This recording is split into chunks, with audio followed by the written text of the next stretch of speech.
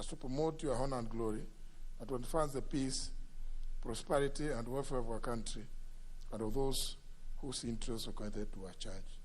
Amen.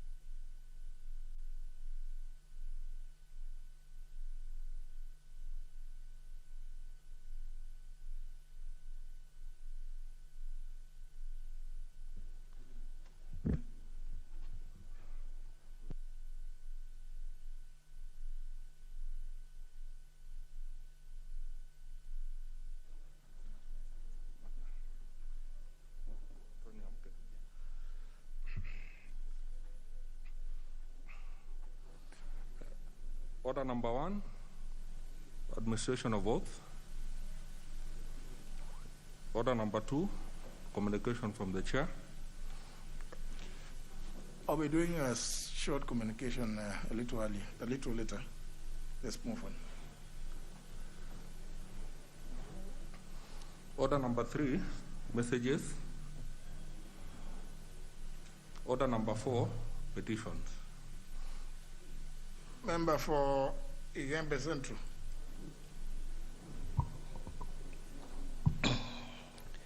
Thank you, Mr. Speaker, for giving me this opportunity to present this petition. I, the undersigned, on behalf of farmers and residents of Igembe Central constituency, draw the attention of the House to the following. 1, that Article 42A of the Constitution provides for the protection of the environment through legislative and other measures for the benefit of present and future generations. While Article 60 requires all land in Kenya to be held, used, and managed in a manner that is efficient, productive, and sustainable, and in accordance with the principles of sound conservation and protection of ecologically sensitive areas. 2, that further Article 69 compels the state to ensure sustainable utilization, management, and conservation of the environment and natural resources, to encourage public participation in management, protection, and conservation of the environment, to protect genetic resources and biological diversity, and to establish systems of environmental impact assessment and environmental audit and the monitoring of the environment. 3, that several rivers and water catchments in Igembe constituency, such as Kadidi, Murera, Kalikameo, Nkanga 1, Nkanga 2, Kanunkunu, Kiroyo, Edika, Nkiri, Kalimiko, Ntonyiro, and Adindi, as well as Kanjo, Katorone, Kamare, Mwamwere, and Etwe, together with Bwadonaro and Mporoko catchment areas, have been encroached upon by lawless individuals, thereby significantly affecting river water levels downstream. 4, that the perpetual encroachment of these rivers and water catchment areas and public land have negatively affected direct users of these resources, including the Canaan Irrigation Water Project, Mwangasa Kadhithi Irrigation Project, Kenya Assemblies of God, Kadhithina Primary School, St. Cecilia Catholic Church Murera, Zebra Academy, and many other institutions and community projects. 5, that the encroachment poses a problem and threat to the residents of the Egembe Central constituency in the form of possibilities of drought, extreme floods, reduced afforestation, reduced vegetation cover, pollution, contamination, sedimentation, decline in water levels, decline in water quality, loss of aquatic and terrestrial habitat, disruption of naturally stable equilibrium, loss of flood tension, reduced ecological process, and other regressive effects. 6, that despite assistance from the Deputy County Commissioner in Egembe Central and his office, efforts by the Egembe Central Environmental Conservation and Protection stakeholders, as well as Kadhithi Environmental and Conservation Group, to have the matter resolved by other authorities have not borne much fruit. 7, and the matters raised in this petition are not pending in any court of law in Kenya.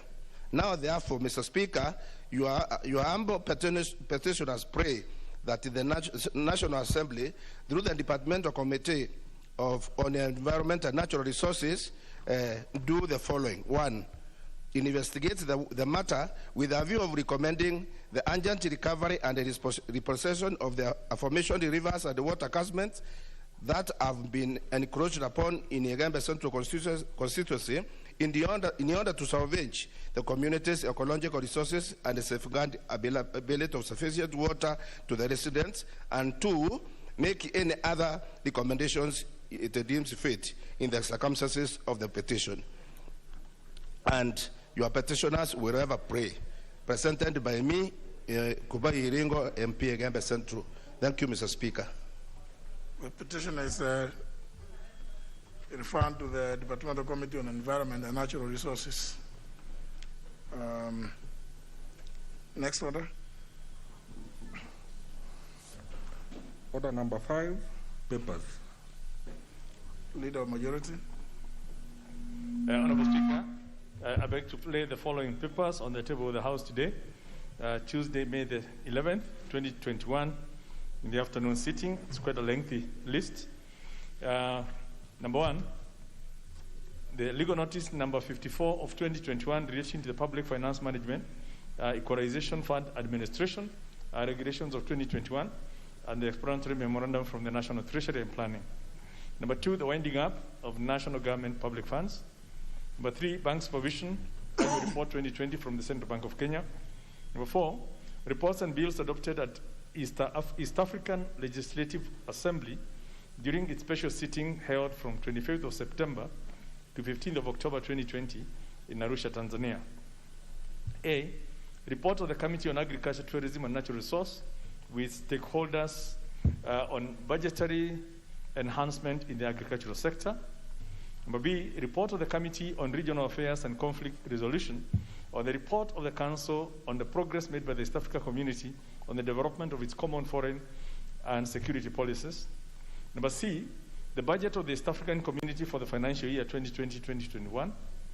Number D, bills passed, being the East Africa Community Supplementary Appropriation Number 2 Bill of 2020 and the East African Community Appropriation Bill of 2020.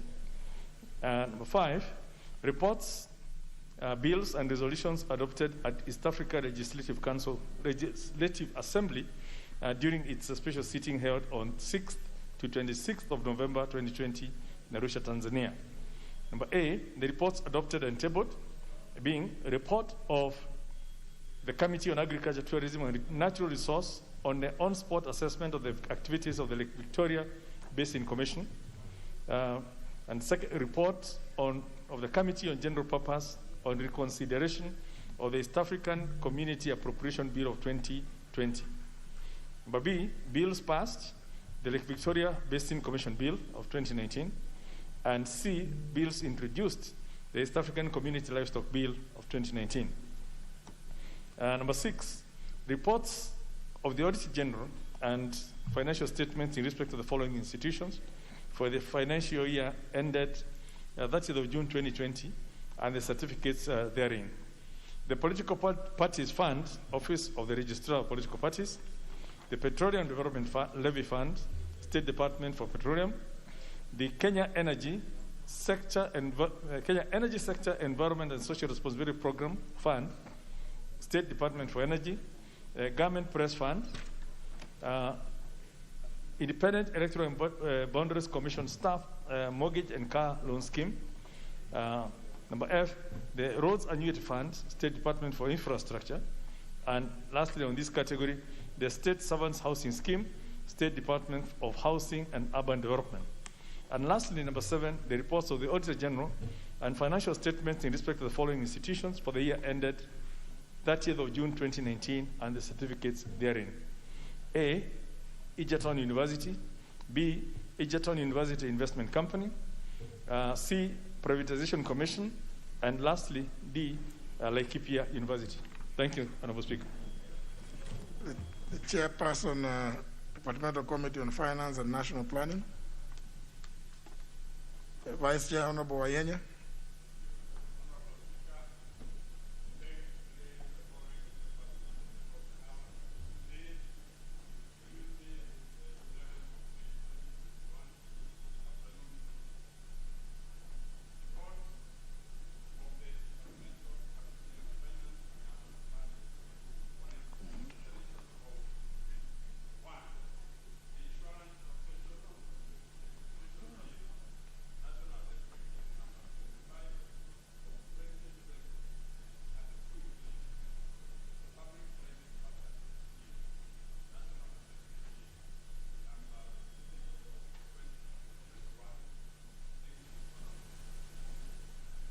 Next order. Order number 6, notices of motion. Order number 7, questions and statements.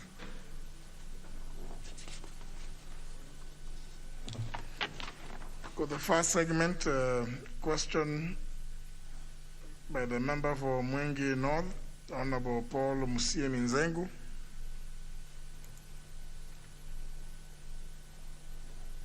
Member, you did know that you were coming to ask questions. You have been given the mic. Okay.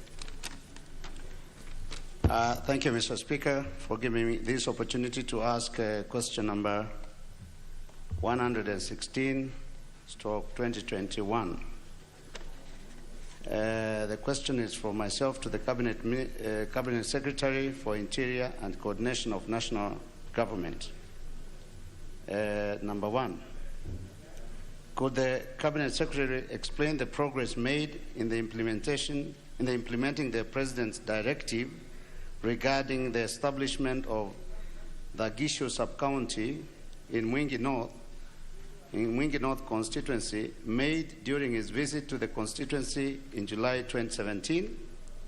Number 2, could the Cabinet Secretary also explain the progress made with regard to allocation of a sub-county code number to operationalize the functionality of the sub-county? And number 3, what measures has the ministry undertaken to ensure that the residents of the Gishu sub-county of Mwingi North, who are a minority in the area, benefit from the government resources and services provided by the sub-county office? Thank you, Mr. Speaker. Question to be replied to before the Departmental Committee on Administration and National Security. Next question is by the member for Mumias East, the Honorable Benjamin Jomo Washiali, who has requested for its deferment to Thursday. His request has been acceded to, so question deferred to Thursday morning. Next question by the nominated member, the Honorable Godfrey Osotsi. Mr. Speaker, I have fresh information regarding this question. and I had asked the table room to defer it, but since they have brought it here, I will ask you to allow me to get some time so that I bring it afresh. Okay. Thank you. There were two, we take it out. We take it out of the order paper at your request. Next question is by the member for Madioya, Honorable Peter Kihara. Kimari. Thank you, Speaker.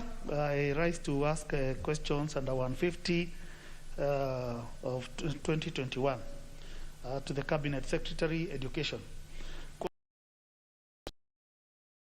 And lawful procedure was followed and adhered to during the subsequent appointment of the current Deputy Vice Chancellor, Planning, Administration and Finance of Jaramogi Oginga Odinga University of Science and Technology.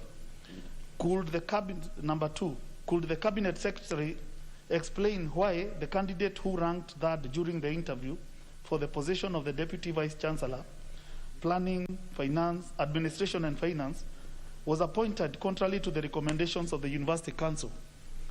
Number 3, what measures is the ministry putting in place to ensure that merit, performance, and regional balance are considered in the recruitment and appointment of senior university management staff, particularly at the said university, Jaramogi Oginga Odinga University?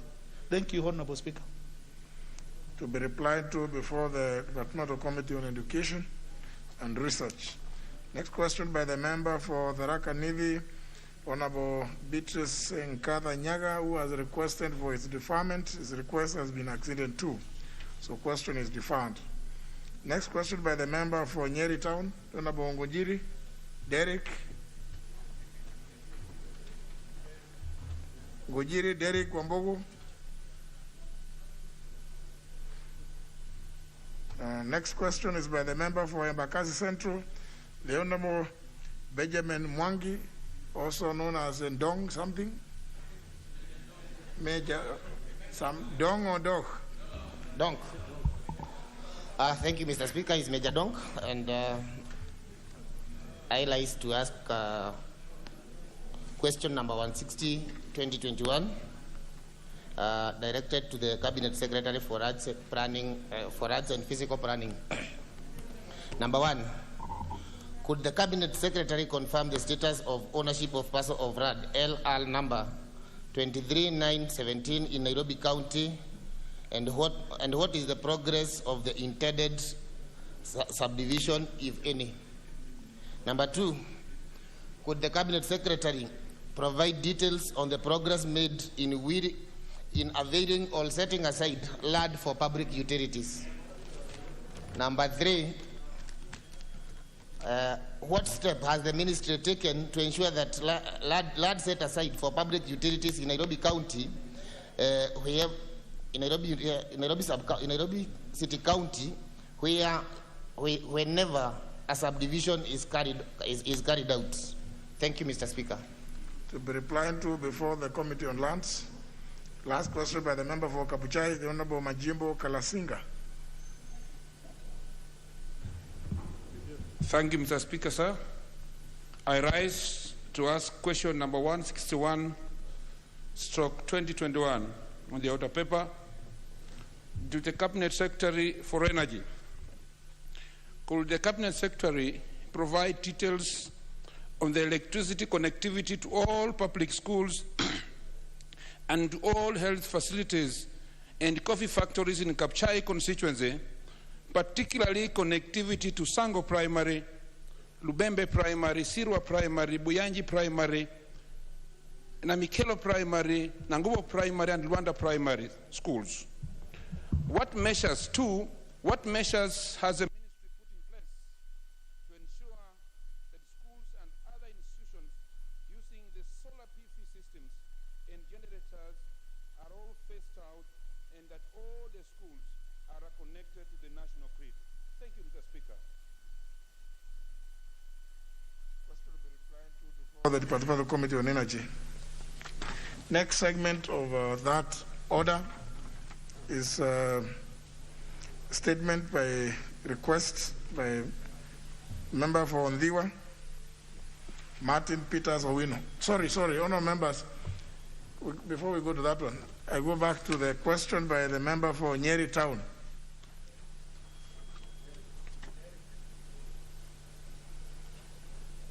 Member for Nyeri Town for the second time. Honourable members, you know, when you have your question and you don't show up, and you have not either written or to the speaker or to the clerk, or even sent any of the colleagues, or leader of majority or leader of minority or the whips, we have no option but to drop the question. So question dropped.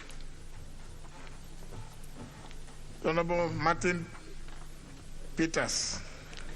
I appreciate the time, Mr. Speaker. Honorable Speaker, pursuant to Standing Order number 44.2c, I wish to request for a statement from the Chairperson of the Departmental Committee on Finance and National Planning regarding the debt ceiling in the country, and particularly the loan amounting to Kenya shillings 262 billion from International Monetary Fund, IMF.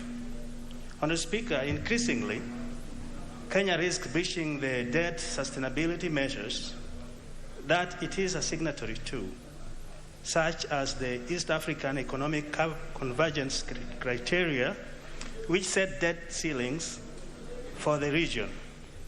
The Kenya government has continued to borrow more loans from International Monetary Fund and other international lenders. However, the reason listed as for borrowing funds from IMF do not promote businesses that can generate foreign exchange to help settle foreign currency-based debts.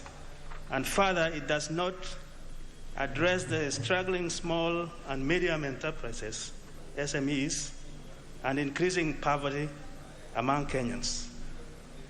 Honourable Speaker, it is on this background that I seek a statement from the Chairperson of the Departmental Committee on Finance and National Planning on the following. Number one, could the Chairperson explain how the loan amounting to Kenya shillings 262 billion from the International Monetary Fund, IMF, will be utilized and managed to reduce poverty in this country? Number two, the Speaker, could the Chairperson provide a strategic plan on how the funds will be used to support vulnerable groups during the third wave of COVID-19 in the country, and which ministries will receive such funds? Number three, Honourable Speaker, could the Chairperson explain how the monetary loan will be used to reduce the country's debt vulnerability, and further provide details on how the conditions set by the IMF will impact economy and in particular matters related to taxation in this country? Number four, which list but very important, Mr. Speaker, could the Chairperson provide detailed plans on how funding structural and governance reforms at struggling state enterprises such as the Kenya Power and Kenya Airways, among others, will enhance economic growth in these two enterprises which past history of poor performance regardless of funds being provided to them? I thank you, Mr. Speaker. The Chairperson, Finance, when can you respond to that statement?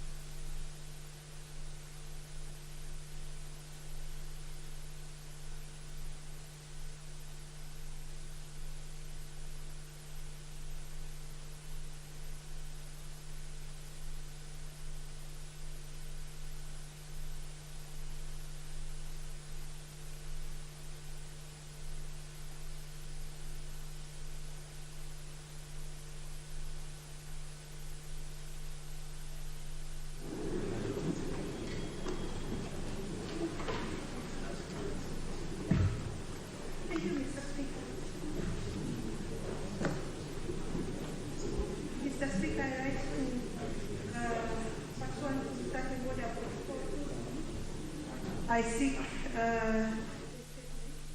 from the chairperson of the Departmental Committee on Transport, Public Works, and Housing regarding heavy traffic flow in Kitengela town on the Nairobi-Namanga highway.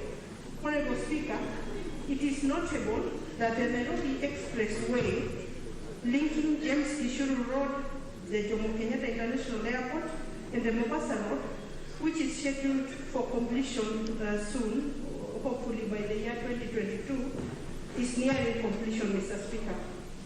Honorable Speaker, while appreciating the several bypasses, detours, and link roads that have been constructed within Nairobi to facilitate a smooth flow of traffic,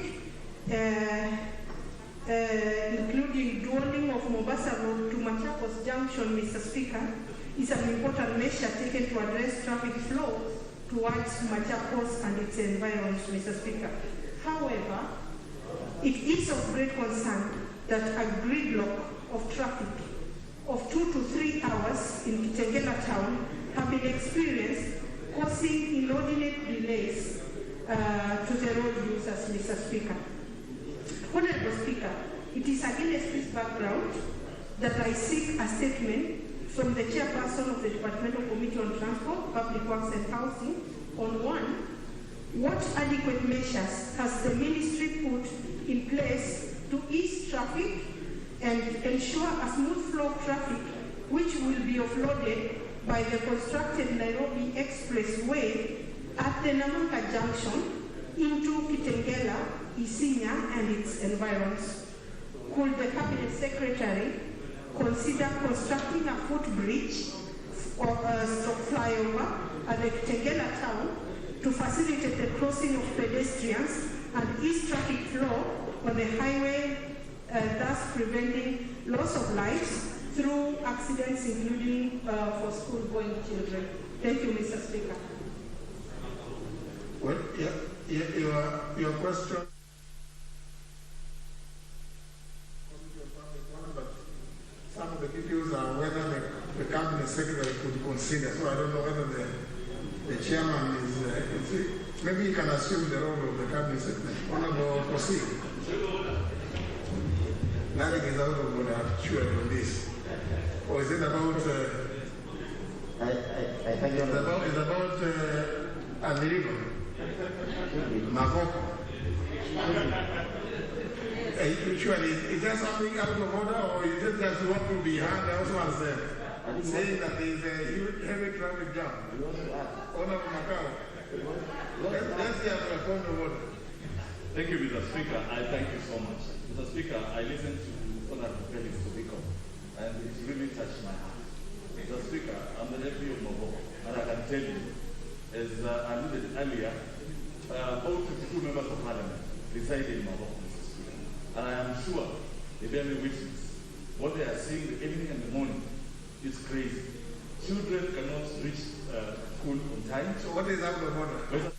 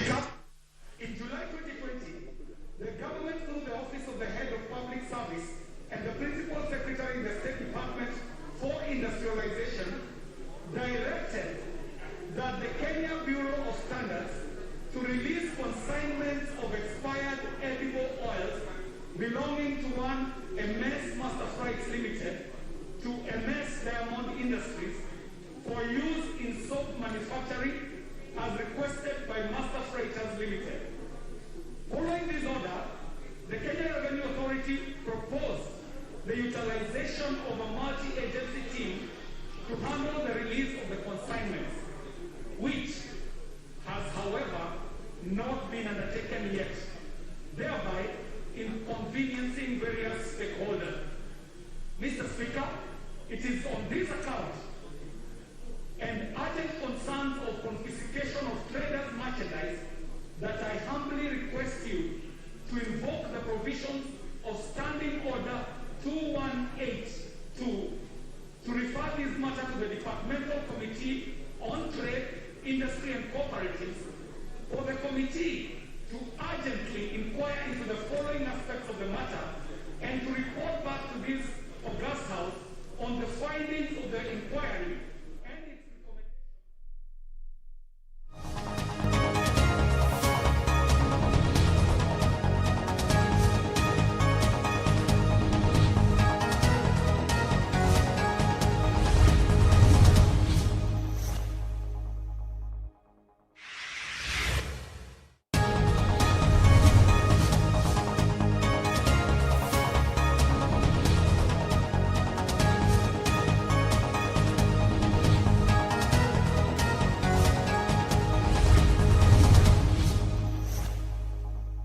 article based on the two decisions which are here.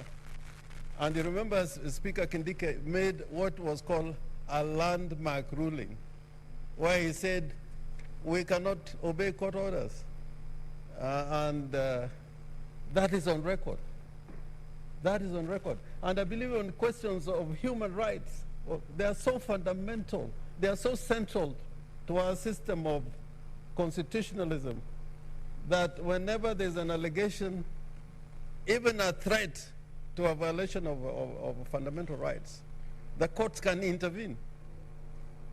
I remember in South Africa where the parliament in South Africa was trying through committee a member of the minority party, which was the Nationalist Party, the Democratic Party, and parliamentarians say, no, you can disregard court orders. We want to kick that member of parliament out. But the High Court sitting in Cape Town intervened, and Parliament was injuncted. So what I want to say, Mr. Speaker, we got to be consistent. We should settle this question, whether court orders matter or they don't. That question we have not settled. So when it pleases us, we say there's a court order. When it doesn't please us, they say court orders can go to hell. We have to be consistent. Number two, Mr. Speaker, we have now two sets of documents. A letter from the lawyer purportedly serving your office with a court order. And that letter is dated today. And there's another letter dated, I think, 10th of March. I can't read it properly. Now, all these papers should be placed before you. And I have a lot of sympathy for Senator Mwaura. I can even go and intervene for him in court, just like I intervened in the case of Senator Wetangula when he was being removed maliciously. And in fact, that one he was being removed by an order of the court. And we argued and said that the court order was not good enough for his removal. And I think Senator Wetangula would confirm that. And even this time, I am ready and prepared. Last week I made a speech here and say, you got a right to protect me and I also have to protect you. So this is one of our own. We should find a better way of protecting him. Now, Mr. Speaker, the only problem that you have now is that there's a Gazette notice And Senator Waku will tell you, in law they would say you are functus officio. The law does not allow you to recall your decision in matters like this when it is already gazetted. But I think I know how this decision can be recalled, not by you. No, because it's a functus officio. Yeah, he can't. That's a fundamental principle of law. Once you have made a decision, and I think Professor Ngindiki knows that in these circumstances you're functus officio. You cannot pretend to be doing anything. You'll be in a lot of trouble, even you, if you are to revise this decision, which you have already made and is gazetted. So what I will plead with, and I had a little discussion with Senator Mwaura outside. Let me be open. And I told him exactly what should be done. But pleading here with you, I think is lamentation in this kind of circumstances. I think you better get all the papers, see when you are served.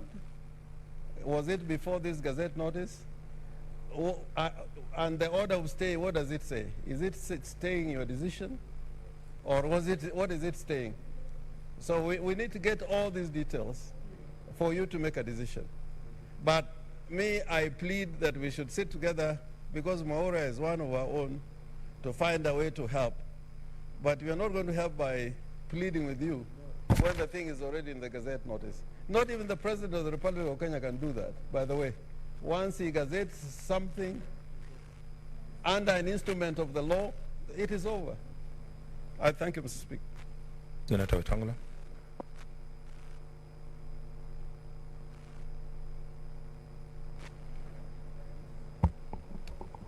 Can you?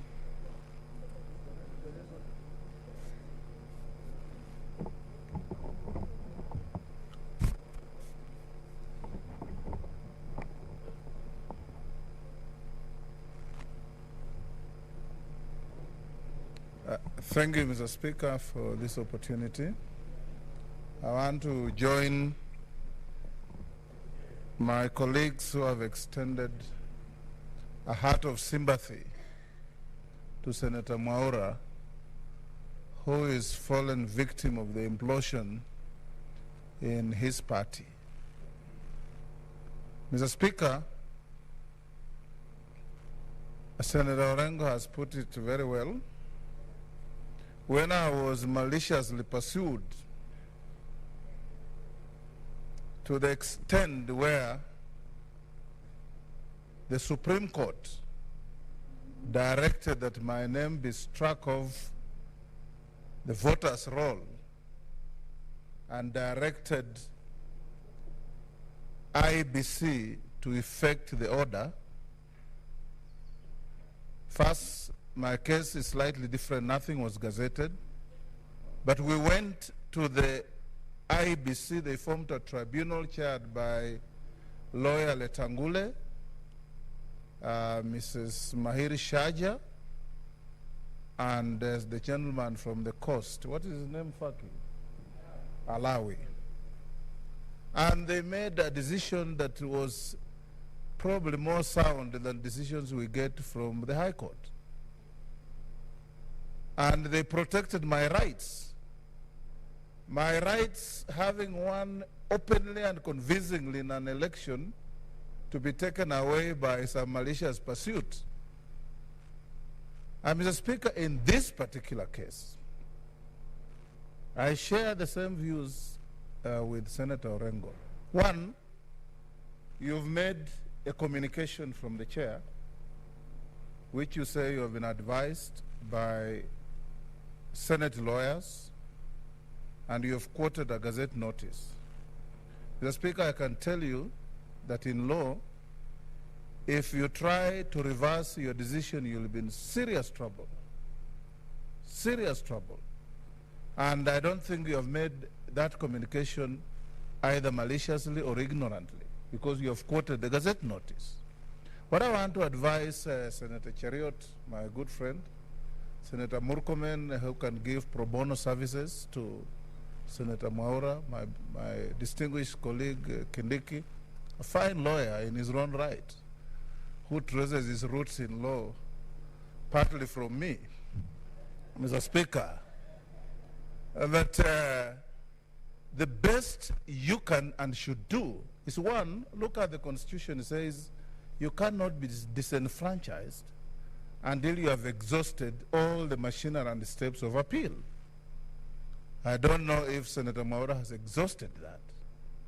Number two is to go to court and fight ferociously. And some of us who stand for rights of others are available, if we are requested, to lend a hand and our brain to expunge and annul the Gazette notice. Because neither the government printer, nor the Speaker of this House, nor any person other than the High Court can expunge that Gazette notice and go back to the status quo ante. Then Senator Maura's position will be saved. So we can debate here, Mr. Speaker, for the next 1 hour and say a lot of things with very colorful language, quote the law, quote Shakespeare, quote Greeks, quote everybody. But Mr. Speaker, eventually, it is a matter of application of the law. And I agree with Senator Rengo that we need finally to agree as a House. Do court orders matter or not? Senator Cheriot, you avoided to mention that it's me who said here last week that this House has benefited immensely from court processes. It is me who said that. And I dare say that our advice or opinion and our several forays in court is what has given dignity, standing, presence, and respect to this House. Otherwise, we would have been overrun. We have enemies from every direction, but courts have been our first and last line of defense. Thank you. Okay, honorable senators, I've listened. I have heard. The only thing I can promise, one, or confirm, is that at the time I sat here, I had not seen any court order. Because remember, we came here at 10. Number two, on Tuesday, I will avail all the documents that led to that decision. Because there are also other pending petitions, you know, in my office where action has not been taken, and there must be a reason why action has also not been taken. So on Tuesday, I promise to show you all the documentation that I have that led to that process. Next order.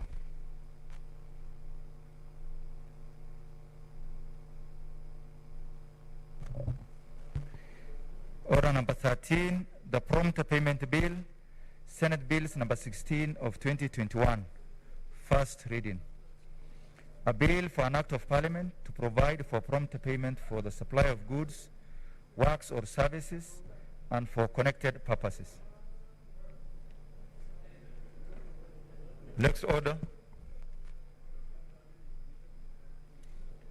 Order number 14, Committee of the Whole, the Constitution of Kenya Amendment Bill 2020.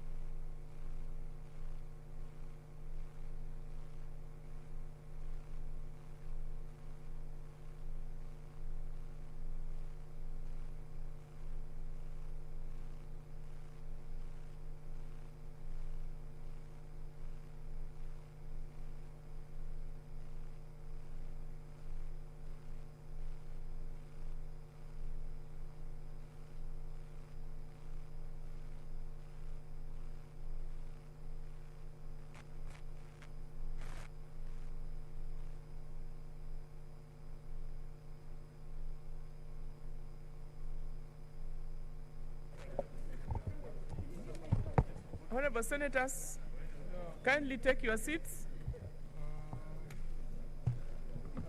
Shiunga, will you come back again for yes? Will you come again for yes? Honorable Senators, kindly take your seats. The volume is not.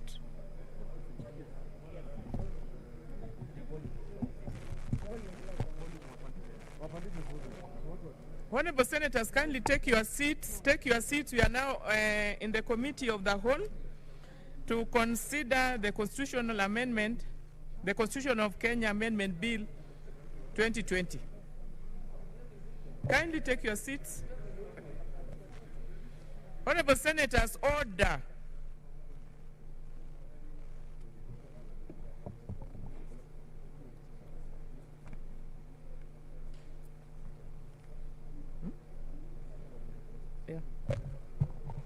Clauses 2, 3, 4, 5, 6, 7, 8, 9, and clause 10.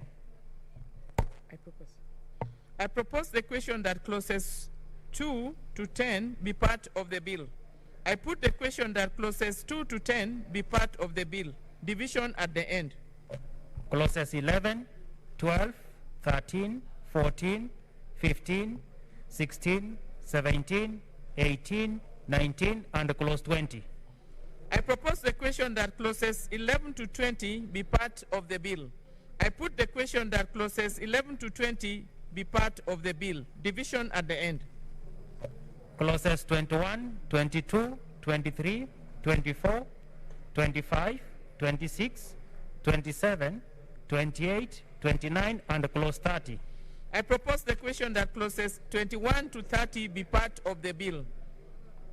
I put the question that clauses 20 to 30 be part of the bill. Division at the end. Honorable Senators, kindly, if you need to communicate, kindly do it in You could call them by name. Senator Malala and Senator Kajwang.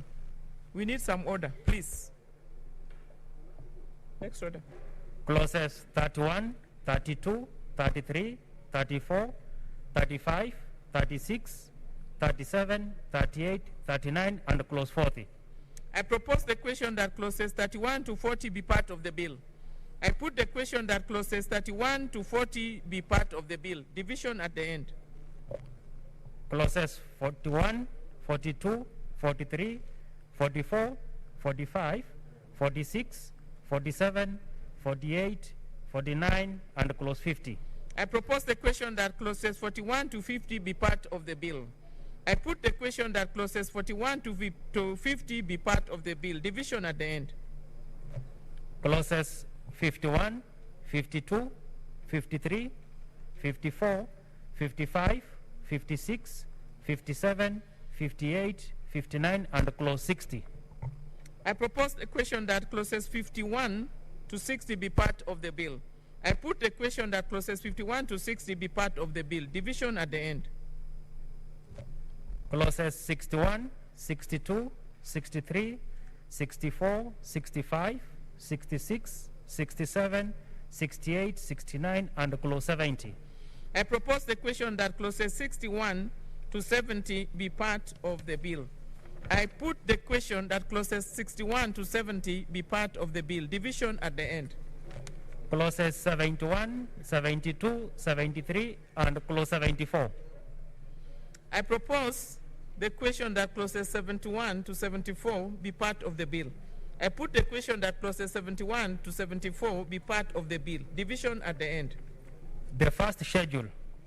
I propose the question that the first schedule be part of the bill. I put the question that the first schedule be part of the bill. Division at the end. The second schedule. I propose the question that the second schedule be part of the bill. I put the question that the second schedule be part of the bill. Division at the end. The title and clause 1. I propose the question that the title and clause 1 be part of the bill.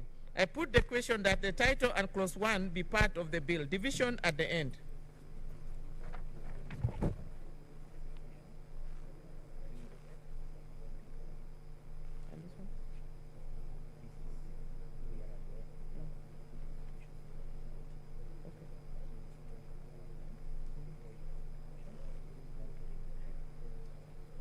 Honorable Senators, we are at the end of the clauses. I would advise that the bell be rung for, the division bell be rung for 2 minutes. Is that okay?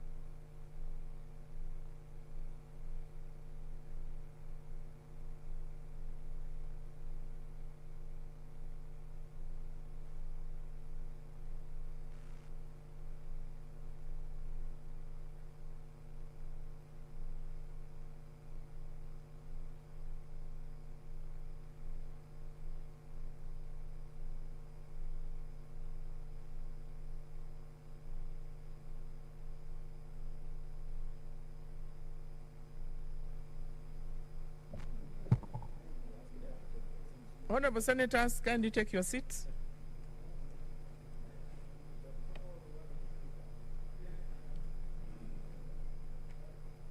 Honorable Senators, as the Speaker had ruled in the morning that there will be no amendments, so we proceed directly to put the question. Is that okay? I put the question that clauses 2 to 74, the first schedule, the second schedule, the title, clause 1 be part of the bill. Division. Senator Adan Duro Fatuma. All as once. You can clarify.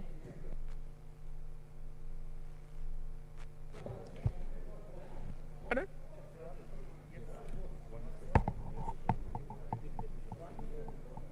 Can I put the question again? Let me put the question, and the voting is yes or no, and it is 1, yes. No, we are going to do 2. Then, yeah.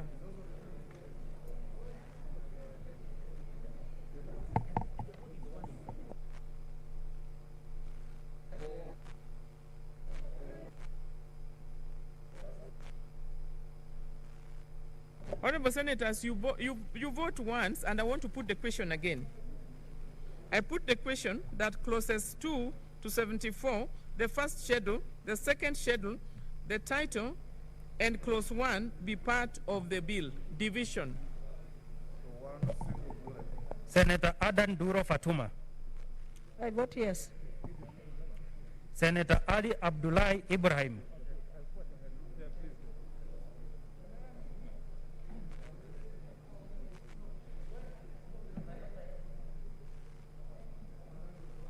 Senator Boy Isa Juma. I vote yes. Senator Jabeni Masi.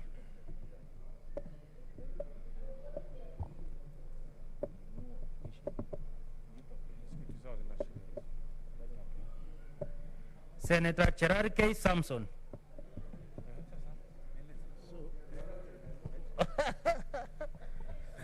Madam Chair, I vote no. Senator Cheriot Aaron Kipkuru. Kericho County votes no. Senator Gona Christine Zawadi.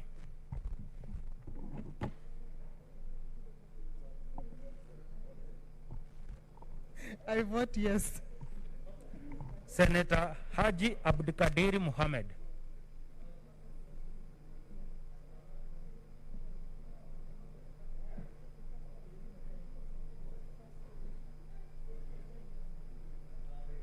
Senator Haji Abdulkadir Mohammed.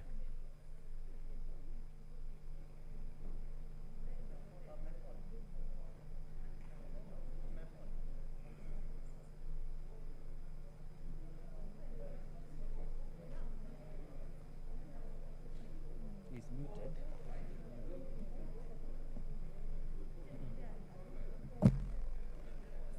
Honorable Senator, please unmute. You've muted your... I have unmuted. Okay, now you can vote. I think. Okay, Madam Chair, I vote yes. Senator Haji Faruma Ali. I vote yes. Senator Halake Abushiro Soka.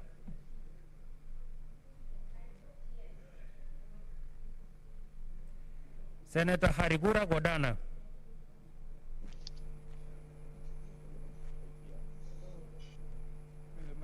Yeah, I vote yes. Senator Iman Farihada Deko.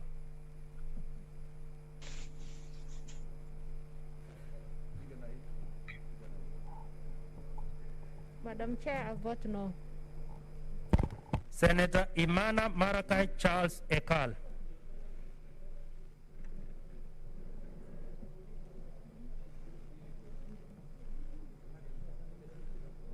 Senator Inima Gertrude Musuruve.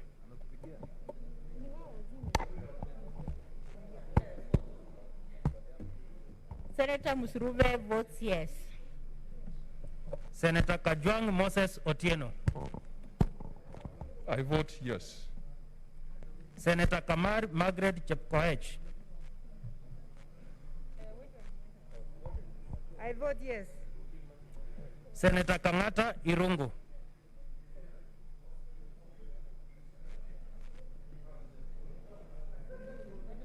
Mr. Chair, Madam Chair, Moranga should have gotten 3 new constituencies, so I vote no. Senator Kasanga Sylvia Mweni.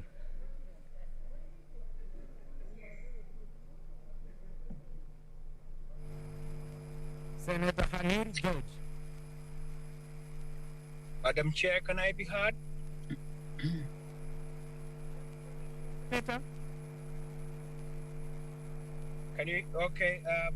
For and on behalf of the people of Vihiga, I vote yes. Senator Kibiru Charles. Sir Charles votes yes. Senator Kihika Susan.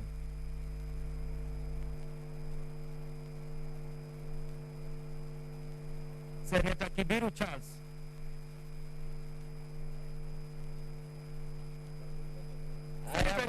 Yes. Just vote, please. Senator Charles Kibiru votes yes. Senator Kihika Susan.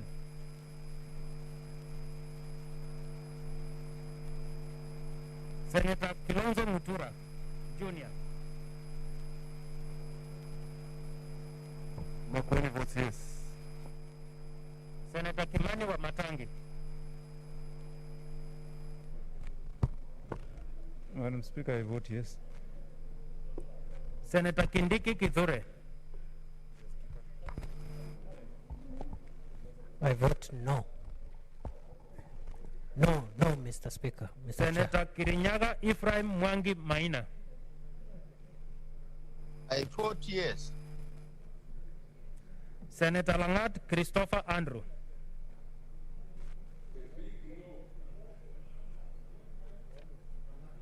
Senator Lelewel Tumbesi.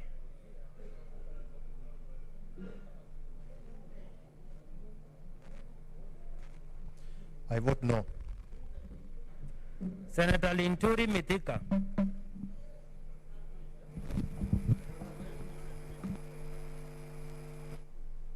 Mr. Chairman, I vote no. Senator Loitip Tip Annual.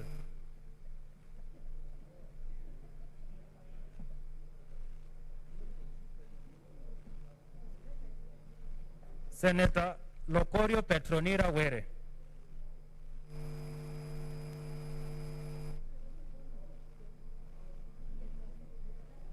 Senator Mazayo Stewart Mwashiru. I vote yes. Senator Mahmoud Mohamed Maalim. I vote yes. Senator Makori Beatrice Kwamboka.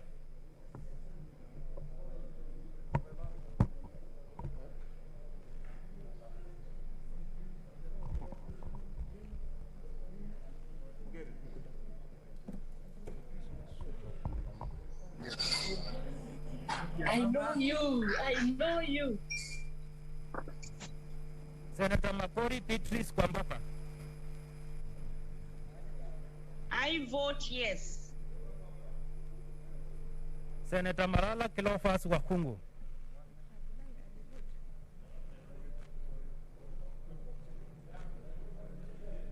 I vote yes.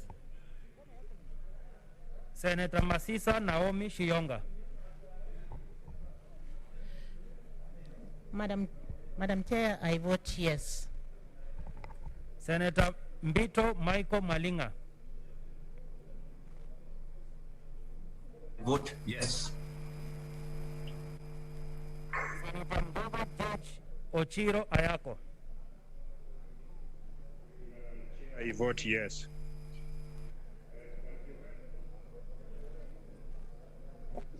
Yes, Senator, we've heard you. We have heard you. Yes, that's fine. Senator Milgo Alice Chepkorir. Madam Chair, I vote yes. Senator Mogeni Eric Okongo. Madam Chair, I vote yes.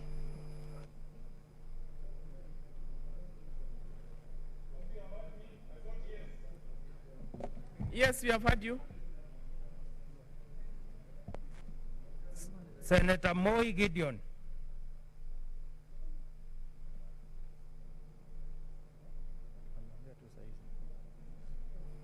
Senator Mupayei Philip Salau.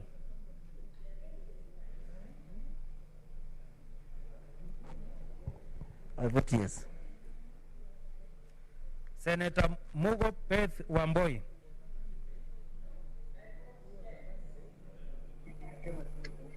Senator Murkomen Kipchumba. Madam Chair, I vote no. Senator Mudhama Agnes. Madam Chair, I vote yes.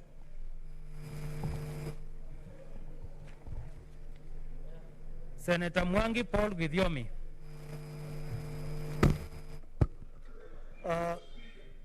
Madam Chair, I vote yes.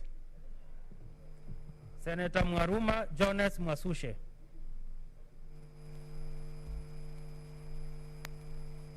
Votes yes. Senator Munyihaji Mohamed Faki. I vote yes. Senator Nderitu John Kinywa. Madam Chair, I vote yes. Senator Ndwiga Peter Njeru.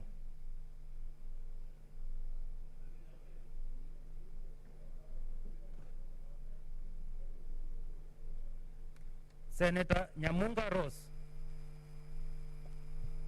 I vote yes. Senator Olekina Ledama. Madam Chair, I vote yes.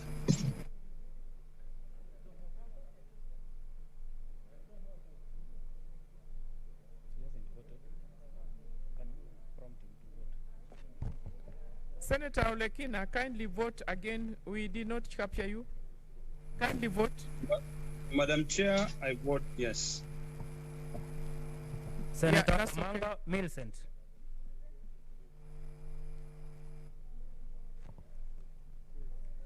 Napiga la. Senator Ongeri Samson. Madam Chair, I vote yes. Senator Orengo James.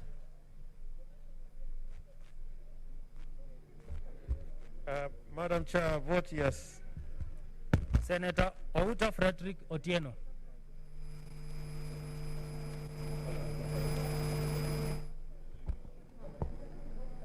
Madam Speaker, I vote yes. Senator Pareno Judith. Madam Speaker, I vote yes. Senator Bogisho Samuel. Madam Chair, I vote yes. Senator Pringei Victor. Madam Chair, I vote yes. Senator Sakaja Johnson. Madam Chair, I vote yes. Senator Mary Yane.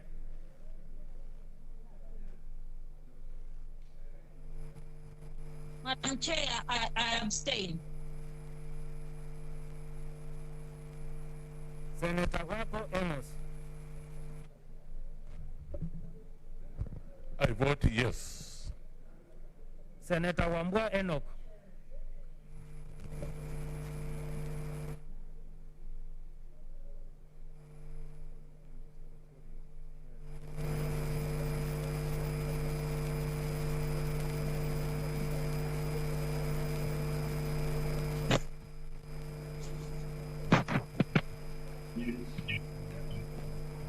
Madam Chair, I vote yes. Senator Wako Naomi Gilo.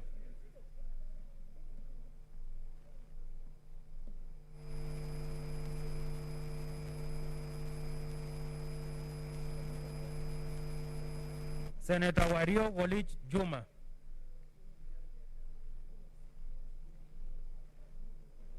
Senator Wetangula Moses. Madam Chair, I vote yes on my behalf, on behalf of Fort Kenya and the people of Bungoma. Senator Zani Agnes.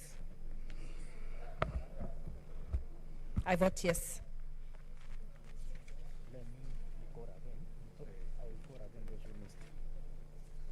Yes. Senator Ali Abdullahi Ibrahim.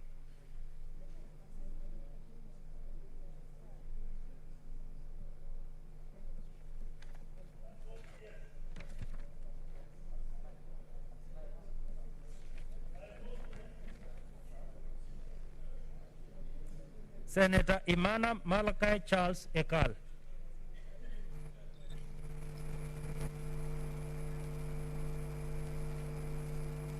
Senator Kihika Susan. Madam Chair, I vote no.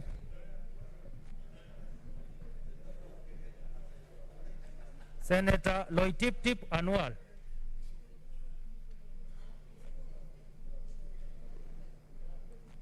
Senator Locorio Petronira Were. I vote yes. Senator Moi Gideon. I vote yes.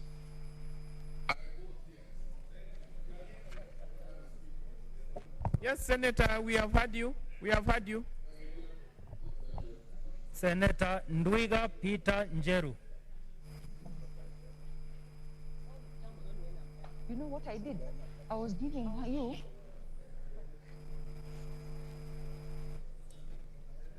Senator Wako Naomi Jiro.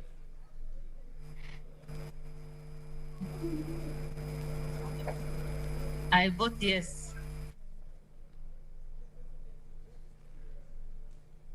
Senator Wario Walij Juma.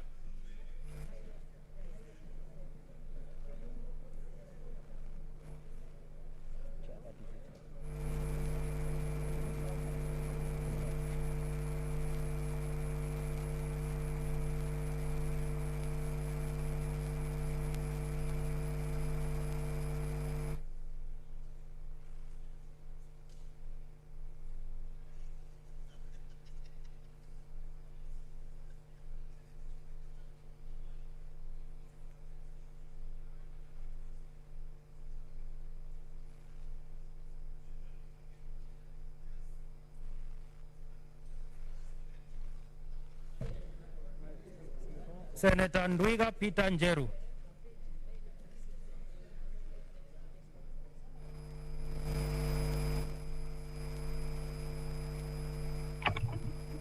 Hello? Madam Chair, I vote yes. Thank you, Senator. We've heard you. We've heard you. It's okay.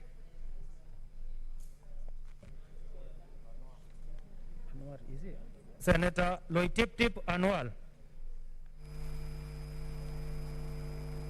Senator Wario Walij Juma.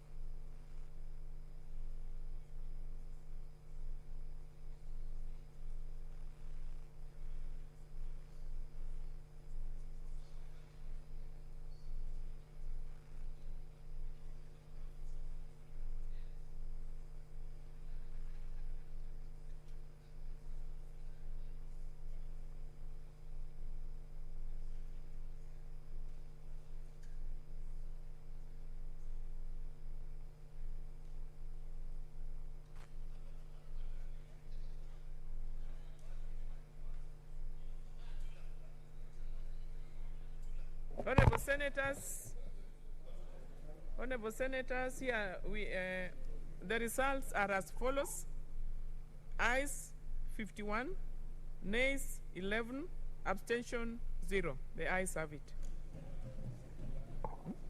Mover, please. One abstention. Abstention is 1. Yes. So mover, please. Mover.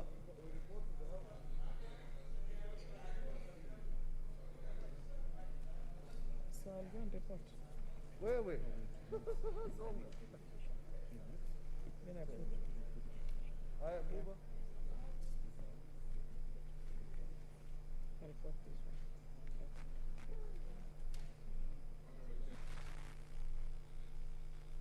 Do report to the Senate its consideration of the Constitution of Kenya Amendment Bill 2020 and its approval thereof without amendment. Honorable Senators, let's have some order. Let's have some order, please. I put the question that the committee do report to the House its consideration of the Constitution of Kenya Amendment Bill 2020 and its approval thereof without amendments.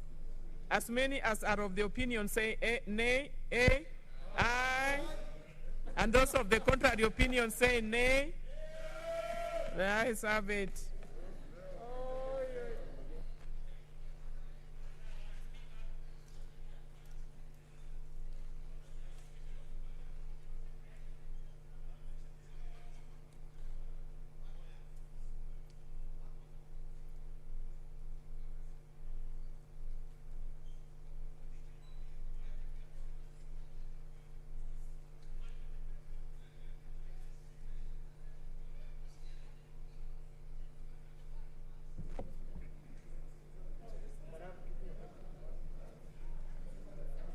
Honorable Senators, order. Honorable Senators, we are now have resumed the House for reporting. Chairperson.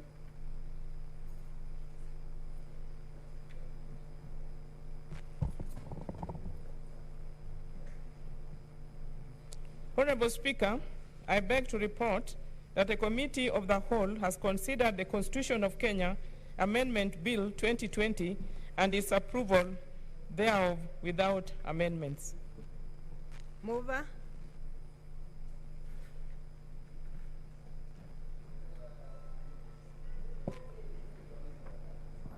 The Honorable Speaker, I beg to move that the House do agree with the committee in the said report and ask Senate Minority Leader to second. Minority Leader. Madam Speaker, I beg to second.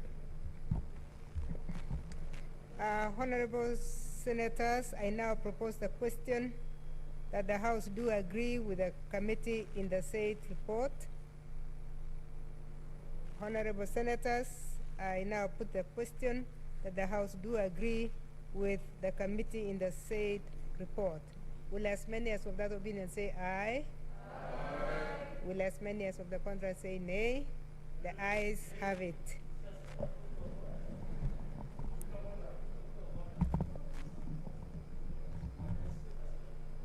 What's your point of order, Senator Jerarge?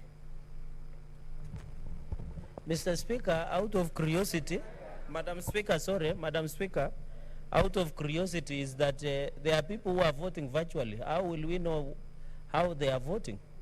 I think in future we need, and most of our supporters who are opposing the report are virtual. So, and they are online. So, Mr. Speaker, in future, I don't know how we will work with the standing orders, since we are voting virtually, and when you have, so the vote, we doubt the validity of the vote, Mr. Speaker. Madam Speaker, with all due respect. Senator Jerarge, that did not sound like a point of order. It is not, because we are a hybrid system, and we have seen everybody who has voted, and there are procedures on how to vote virtually is okay. Anything else we can discuss later.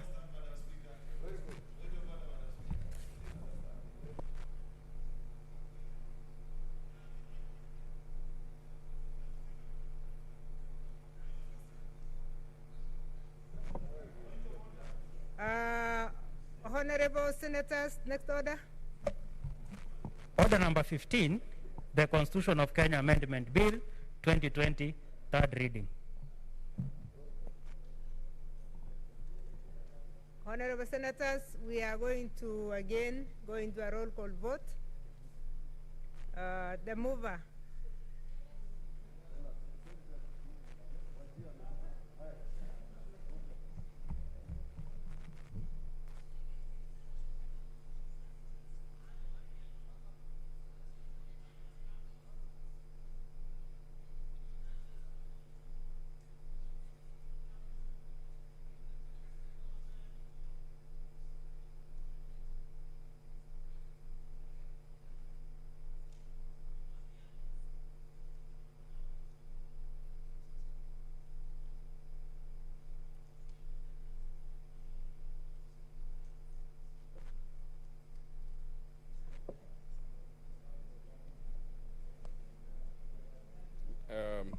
Honorable Speaker, I beg that the Constitution of Kenya Amendment Bill 2020 be now read a third time, and ask Senate Minority Leader to second. Senate Minority Leader. Madam Speaker, I beg to second that the bill be read a third time. Thank you, Senators. Honorable Senators, I will now propose the question that the Constitution of Kenya Amendment Bill 2020 be now read a third time. Honorable Senators, I will now put the question. Order, Senators, can you consult in low tone so that we can proceed? Honorable Senators, I now put the question that the Constitution of Kenya Amendment Bill 2020 be now read a third time. We will do roll call voting.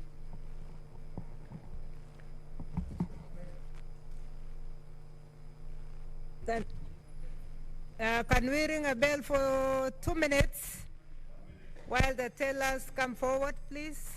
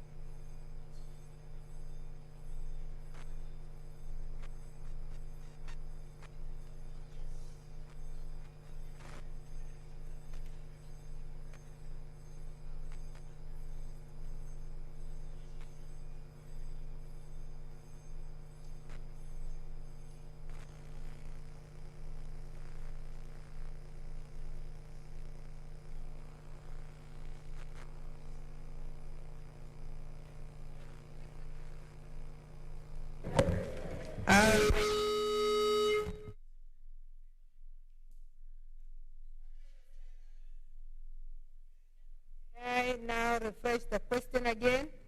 I put a question that the Constitution of Kenya Amendment Bill 2020 be now read a third time, and we'll do roll call voting. Senator Adan Duro Fatuma.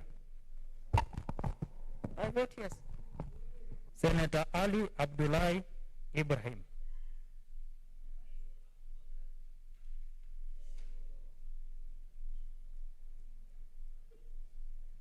Senator Boy Isa Juma.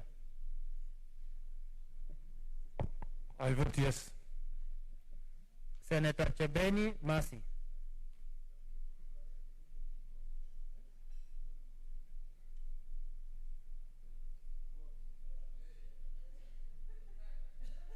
Senator Chebeni Masi.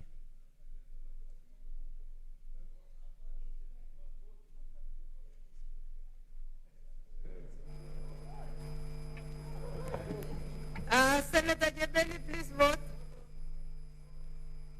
We can see you vote. You are muted. Madam Chair, I vote yes. Thank you. Senator Cherarkei Samson.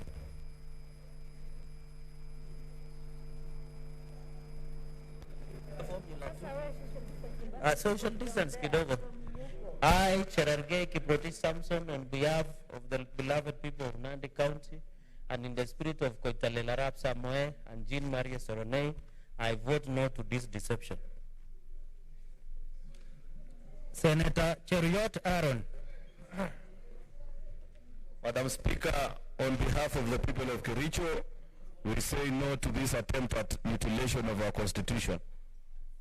Senator Gona Christine Zawadi. Madam Speaker, I vote yes. Senator Haji Abdikadir Mohammed.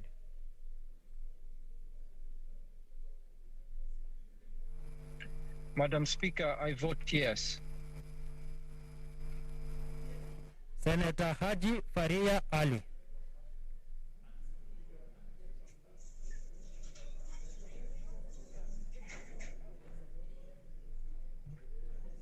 I vote yes. Senator Alake Abishiro Soka. Madam Speaker, I vote yes. Senator Harigura Godana. I vote yes. Senator Iman Falhada Deko.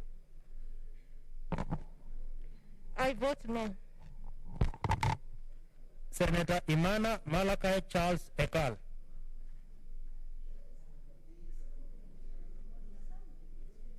Senator Inima Gertrude Musuruve.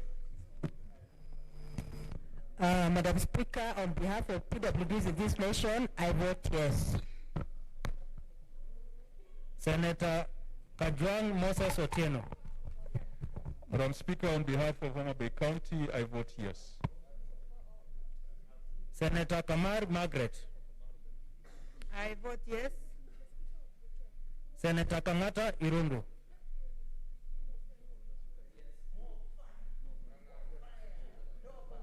Yes, Madam Speaker, taxes will be increased to support a double-decker parliament. 20 billion extra Kenya shillings will be needed to support new institutions which are being created by BBI, and therefore I vote no, because Muranga businesses will be overtaxed. Senator Kasanga Sylvia. Madam Speaker, I vote yes. Vote? Yes. Thank you, Apitana. Have you voted? Vote. Can we hear your voice? She has said yes. Honorable Senators, please be quiet so that we can hear people online. She has...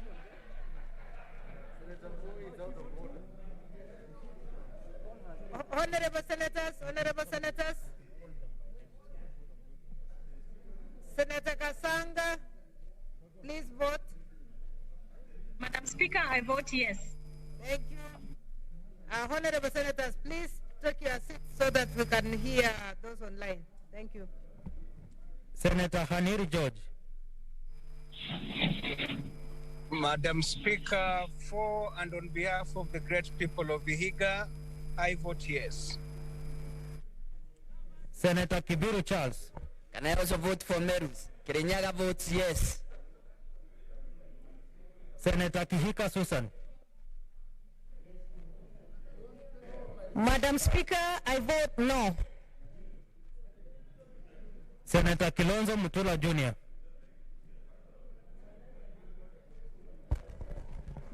Makweli County votes yes. Senator Kimani Wamatangi. Madam Speaker, I vote yes. Senator Kindiki Kithure.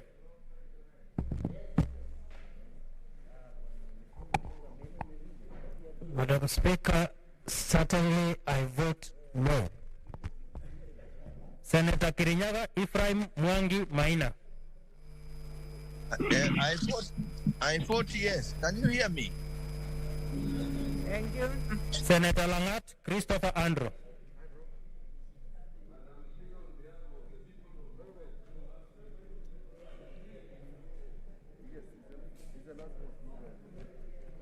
Senator Lelewel Tumbesi. Madam Speaker, on behalf of the people of Samburu, who will lose 1.3 billion when this bill passes, I vote no. Senator Linturi Mithika. and definitely no. Senator Loitip Anwar. Senator Locorio Petronira Were. Is Loitip online? On behalf of the women of Kenya, the people of Busia County, and the people of Baringo County, I vote yes. Senator Masayo Stewart. I vote yes. Senator Mahmoud Mohamed Maalim. I vote yes. Senator Makori Beatrice Kwamboka.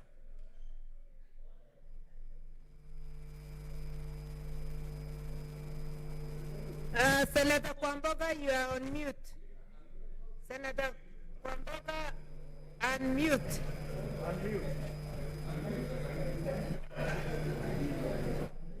Unmute.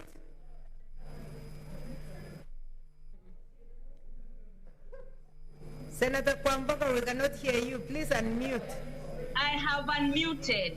Bas, now we can hear you. On behalf of ODM, the women of Kenya, and the Nairobi women, I proudly vote yes. Thank you. Senator Malala Cleophas Wakungu. I vote yes. Senator Masisa Naomi Shiyonga. Come on, sanitize this thing. Well, I want to sanitize. Let's continue while we wait for sanitizer. Okay.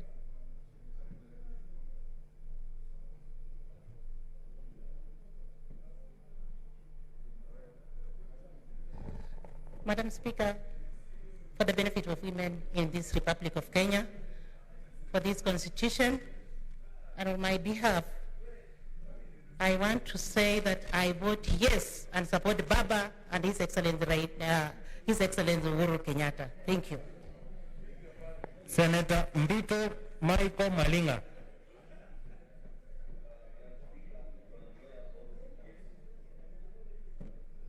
Senator Mbogo George Ochiro Ayako.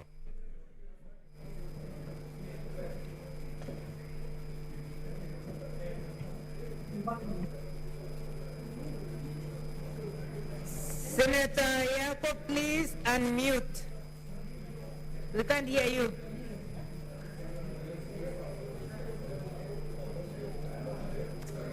Senator, please unmute. We cannot hear you.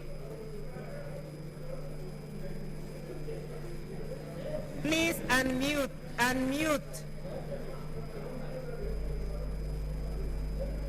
Senator, you are still on mute. Please unmute. We can't hear you.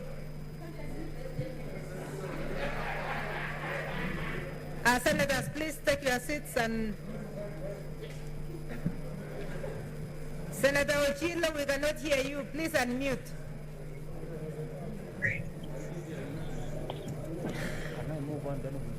Okay, let's move on. Senator Lulu Alice. Madam Speaker, on behalf of the great people of Bomet County, Kening Manly, and 2 new extra constituencies, I vote a big yes to BPI. Senator Mogeni Eric Okongo. Madam Speaker, on behalf of the people of Nyamira, I vote yes. Senator Moy Gideon. Senator Moy Gideon. Madam Speaker, I vote yes. Thank you. Senator Mpaye Philip Salau. Madam Speaker, I vote yes. Senator Mugo Beth Wamboi.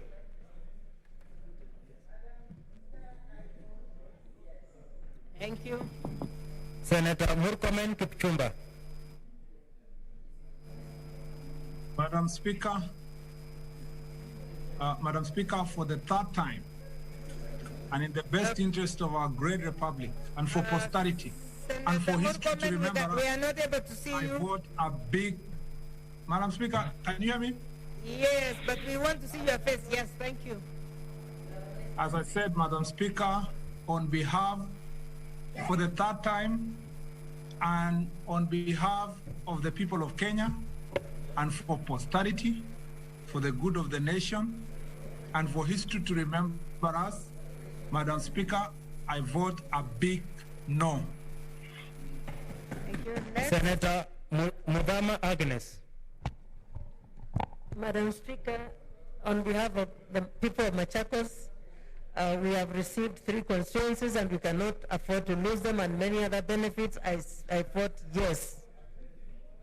Senator Mwangi Paul Withiomi.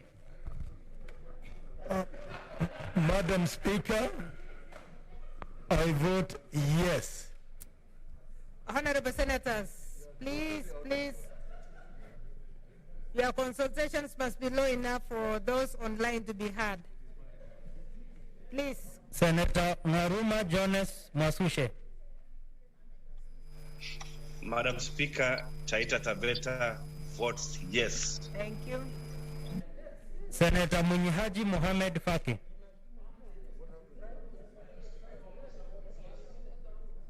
Where is Mombasa? Mombasa votes yes. Yes, now we can see you. Thank you.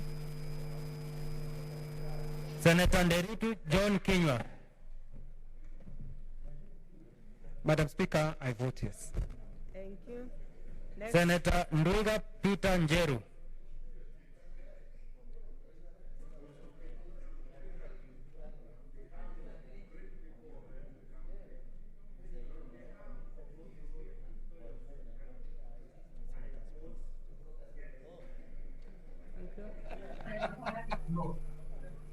Senator Nyamunga Rose. Madam Speaker, on behalf of the people of Kisumu, I vote yes. Senator Olekina Ledama.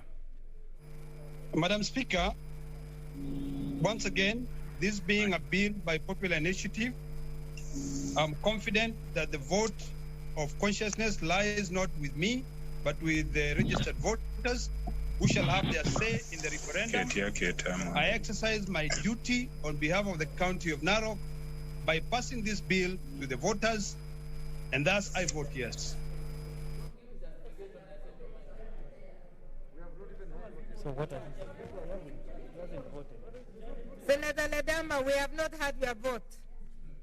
Madam Speaker, once again, I say this is not a conscious vote, but rather a vote which consequences lies not with this House, but don't the people repeat of everything. Kenya. We have had everything So I'm except the vote. my right, and I'm voting yes to pass this bill to them, for them to determine their future in the referendum. So I vote yes. Yes, voted yes. Senator Omanga Millicent. Kwa niaba ya walalahoi, kwa niaba ya wanyonge na mahasla wa Kenya hii, napiga la na single mothers.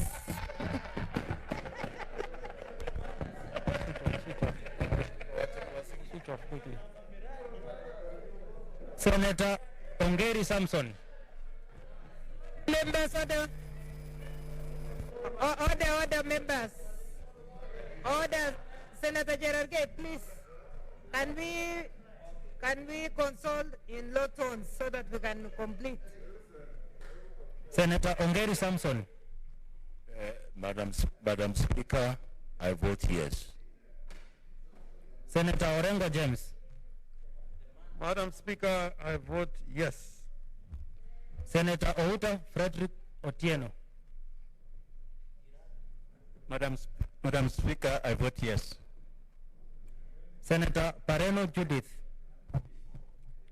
For the sake of Kajiado County, the women, my party ODM that believes in devolution, peace and prosperity of this country, I vote yes.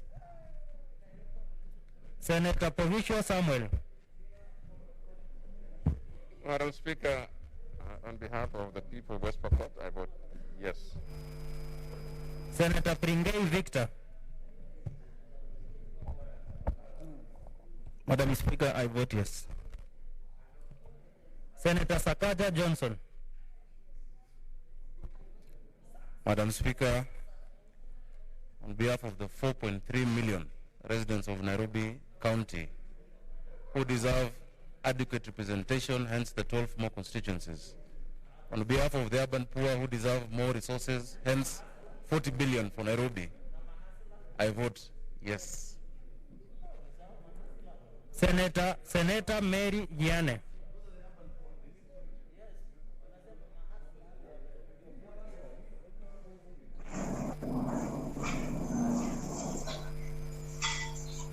Senator Wako Amos. Senator Mary, we can't see her. She's there. Senator Mary, please come online.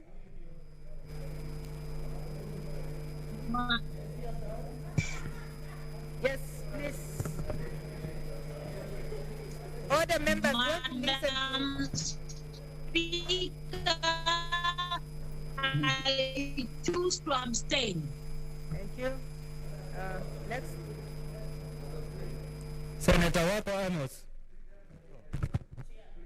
Madam Speaker, I vote yes. Senator Wambua Enoch.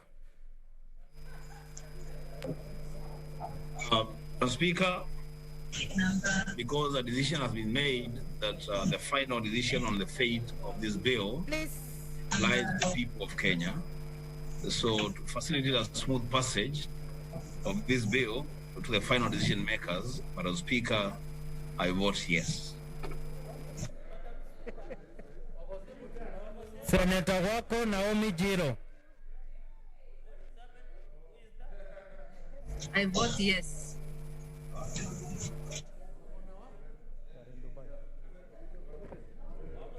Senator Wario Wolich Juma.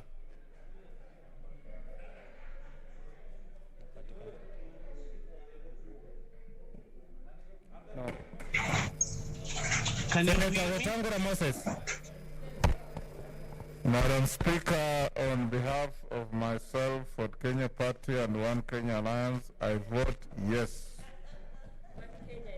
Senator Zani Agnes. I vote yes.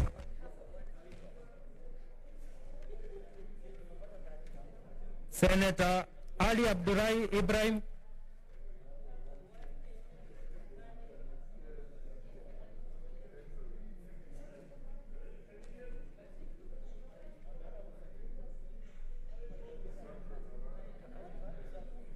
Yes. Yes. Senator Ali, you seem to be muted. No, Please I'm not unmute. muted, Madam. I don't know what's happening, but mine is yes. Why? Senator Imana Malakai Charles Ekal.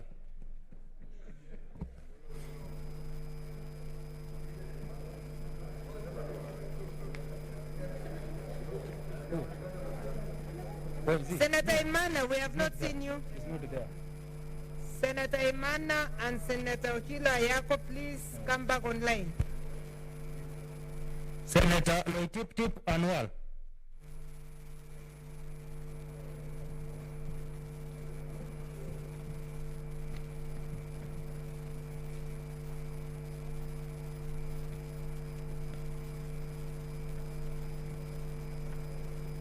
Senator Mbogo George Ochiro Ayako. Madam Speaker, can you hear me? Yes, now we can hear you. Madam Speaker, I, Dr. Mbogo George Ochilo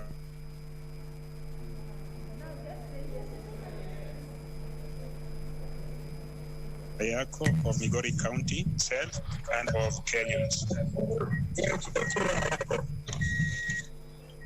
Madam Speaker, can you hear me?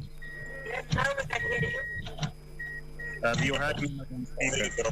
Senator, just vote. We are here. You are clearer. Madam Speaker, point of order. Ayako of Migori County. Senator Ayako, can you vote, please? Madam Speaker, are you able to hear me? Yes. Can you vote? Senator Yago, vote. Hear me? Yes. Vote yes, Madam Speaker, on behalf of... Thank you. Emana, if you're online, please come forward. Don't do narrative, just vote. Emana and Anwar. Madam Speaker. Is that Anwar? This is Senator Wario.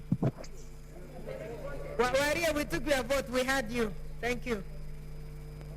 It's Senator Emana we are looking for if you are in the same room. Madam Speaker, hope you heard me. Senator Anwar, last chance.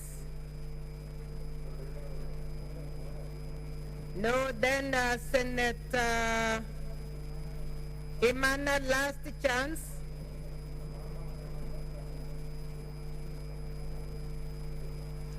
I think we just proceed.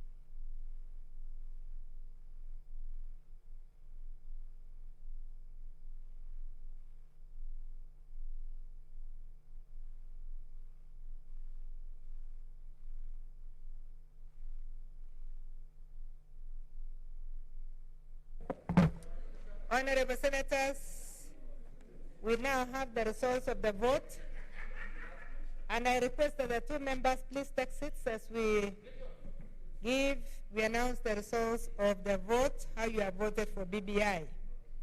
Honorable Senators, the ayes 51, the nays 12, abstention 1. The ayes have it. A bill for an act to amend the Constitution by popular initiative. Thank you. I see a point of order from Senator Ongeri.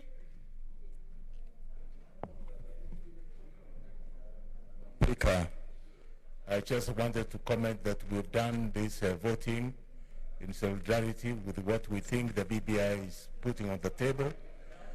And I just plead at this stage, Madam Speaker, that we have made some very relevant comments, particularly in my area where we brought out one of the most deserving constituency that needs to be split into two, that's Bobat's constituency. And I plead that when this goes to the second stage, third or fourth stage, that may be considered as an appropriate, because it's a very large population and they will largely benefit, and they will hugely benefit from this split. and it will be a good thing to do, because both in terms of statistics, Kenya National Bureau of Statistics, in terms of proposal, that was captured, and we'll be very happy to see that captured in the forward. Thank you, Madam Speaker.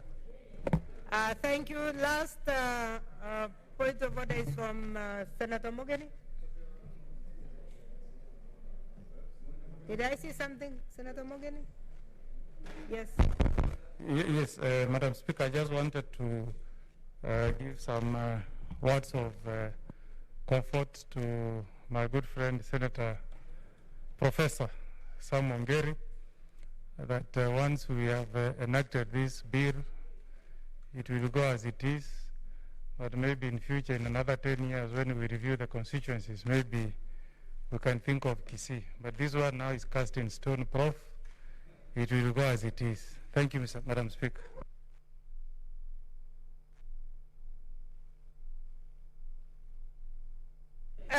Thank you, Senator Orengo. Madam Speaker, I want to thank the House for passing this bill and say that there are a lot of people who have very simple minds, and they do not understand sometimes these processes. And it should be noted that the recommendations of the committee, the Joint Committee of the National Assembly and the Senate, in which I sat, and which Senator Omugeni, Senior Counsel, presided over together with Honorable Muturi Kigano. I think this report that accompanied the bill would be a historic document. And Madam Speaker, I'm saying this because there are a lot of people there who don't understand what you are saying. There are people who are saying that the role of Parliament is simply ceremonial. I want to repeat here that if the role of Parliament was ceremonial, we would not have taken time and go through 3 divisions and 3 voice votes. And I know in the annals of history, the debates that have taken place in this Senate will be a very important historical document. Indeed, I am hoping that in the records of this Parliament, we should not just have it in the Hansard. I think there should be a report on of the Hansard on this debate. This debate, Senator Zawadi, you will be surprised that 20 years from now, when some of us will not be alive, your speech in this debate may be used in order to try and determine, because we are the makers of this document, unlike some people think, what prompted us to pass this bill. So our work has not been in vain, and the debates here have not been in vain. And I know in the history of this Parliament, and Madam Speaker, I remember reading a report, just a report on the contribution of the Kenya People's Union during a period of time. There was a special report given at that time by the National Assembly and printed by the government printer, the contribution of the Kenya People's Union in the debates in Parliament at that time. So the work we have done here is not in vain at all, and I want to commend every member that spoke on this bill. And finally, I think it should be remembered, for those who have misunderstood us out there, that the recommendation of the committee, Madam Speaker, there's a very noisy part of this House. Senators, please consult in low tones so other members can be heard. Yeah, all the time, really. And Madam Speaker, these days we are very lucky. There are no people in the gallery, but there's a time when, there will be a lot of Kenyans looking at how their members make the law. And sometimes what we see here is very dispiriting, because we are carrying out a very important duty. And remember, we stopped debating when one of us was arrested because it was an important debate for which we wanted to participate. I just wanted to emphasize that the committee had recommended that the bill should be passed as it is. And the committee had made some observations, and those observations were part of the debate. So I am hoping that after passing this bill, we have to live with it. It will be part of our history, of our contribution to this country, and the courts will try to determine what we meant and what we wanted to do through this enactment. Thank you, Madam Speaker. Thank you, Senator Kavindu Mudama. Madam Speaker, I thank you for this opportunity. I just want to say that we have passed this bill, and I'm grateful that Machakos has had 3 constituencies. But there is one area, which is Masinga, which is very sparse. I'm just praying that next time they'll be considered and given some constituencies. Thank you very much. Thank you, Senator Wetangula Moses.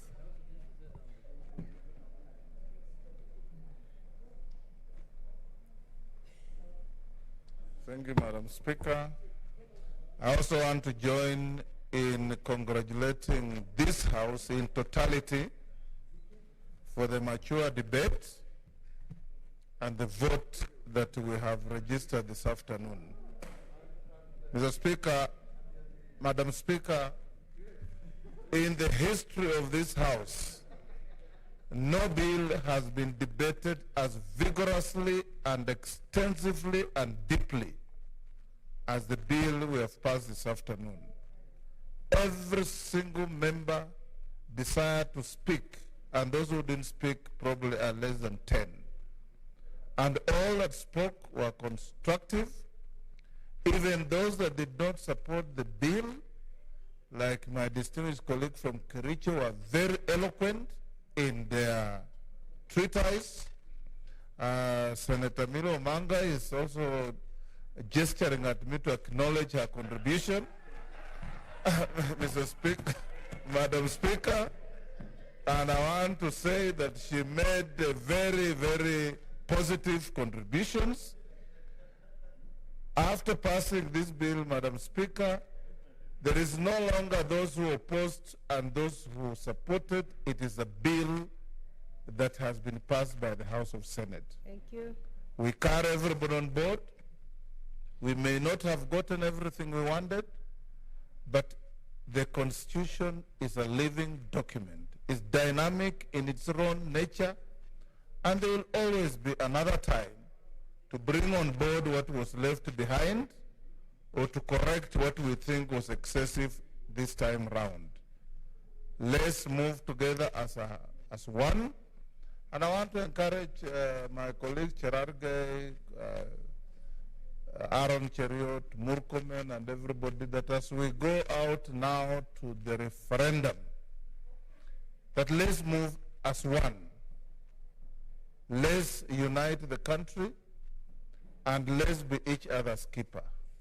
That is the only way Kenya will move forward.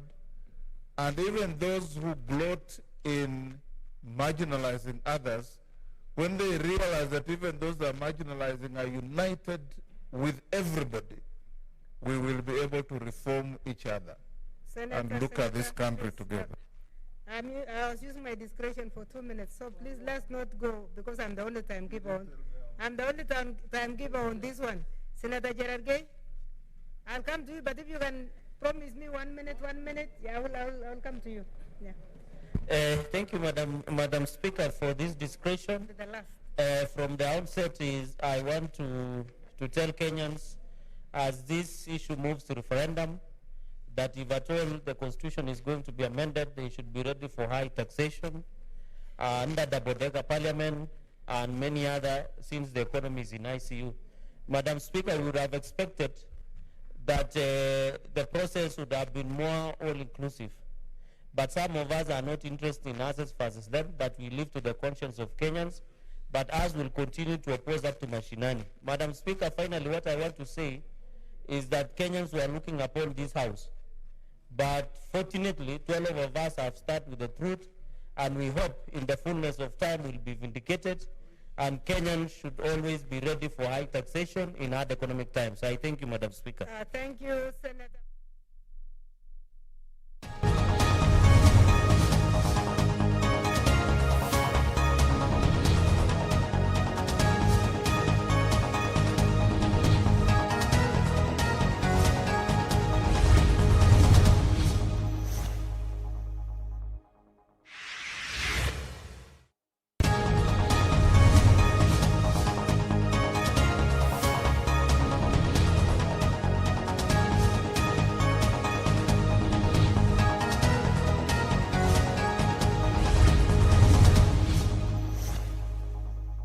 I propose the question that part 2 be part of the bill. There is a proposed amendment by the mover, Chair CIOC. Thank you, Mr. Chairman. Again, as I propose that part 2 be amended as per the order paper. Mr. Chairman, this is again solely for purposes of aligning the bill to the new title of the bill. Very well, Chair. I now propose the question that part 2 be amended as proposed by the Chair. The Honorable Undo. Chair, the amendments proposed by the Chair are in order, save for Part B. And I would request him to reconsider, because Part B, Honorable Chair, reads number 5, by inserting clause 5 after subclause 4, reads the members of the National Committee shall appoint the person and vice chairperson from among themselves at the first meeting. Honorable Speakers, it might sound progressive and democratic. What we are talking about, such a critical aspect of our public life, I would imagine and I would request the committee to reconsider either at this moment or at committee, so that we have an appointing authority for the position of chairman. The Honorable Undo, you may be actually ahead of us. Oh, okay. Yeah, we are just thank you. At the heading. We are not yet at clause 4 that you seem to have picked up. Yes. So, honorable members, will you then allow me to put the question? I now put the question that part 2 be amended as proposed by the Chair. Will as members of that opinion say aye? Aye. Will as members of a contrary opinion say nay? The ayes have it. I now put the question that part 2 as amended be part of the bill. Will as members of that opinion say aye? Aye. Will as members of a contrary opinion say nay? The ayes have it. Clause 4. I propose the question that clause 4 be part of the bill. Chair, CIOC. Thank you, Mr. Chairman. I propose that clause 4 be amended as per the order paper. And again, Mr. Chairman, is the rationale is to change the name of the committee responsible for public corrections to Public Corrections Committee, as proposed, again in keeping with the changed title of the Act. I now propose the question that clause 4 be amended as proposed by the Chair. The Honorable Undo, this is why I probably wanted to interject. Chair, my sincere apology for having not followed closely.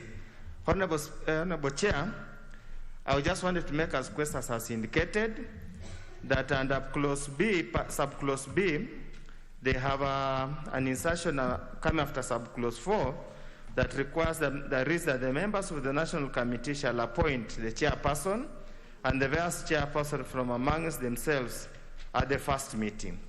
Honorable Chair, I have difficulties with that in view of the critical role played by public elections and coming from our history.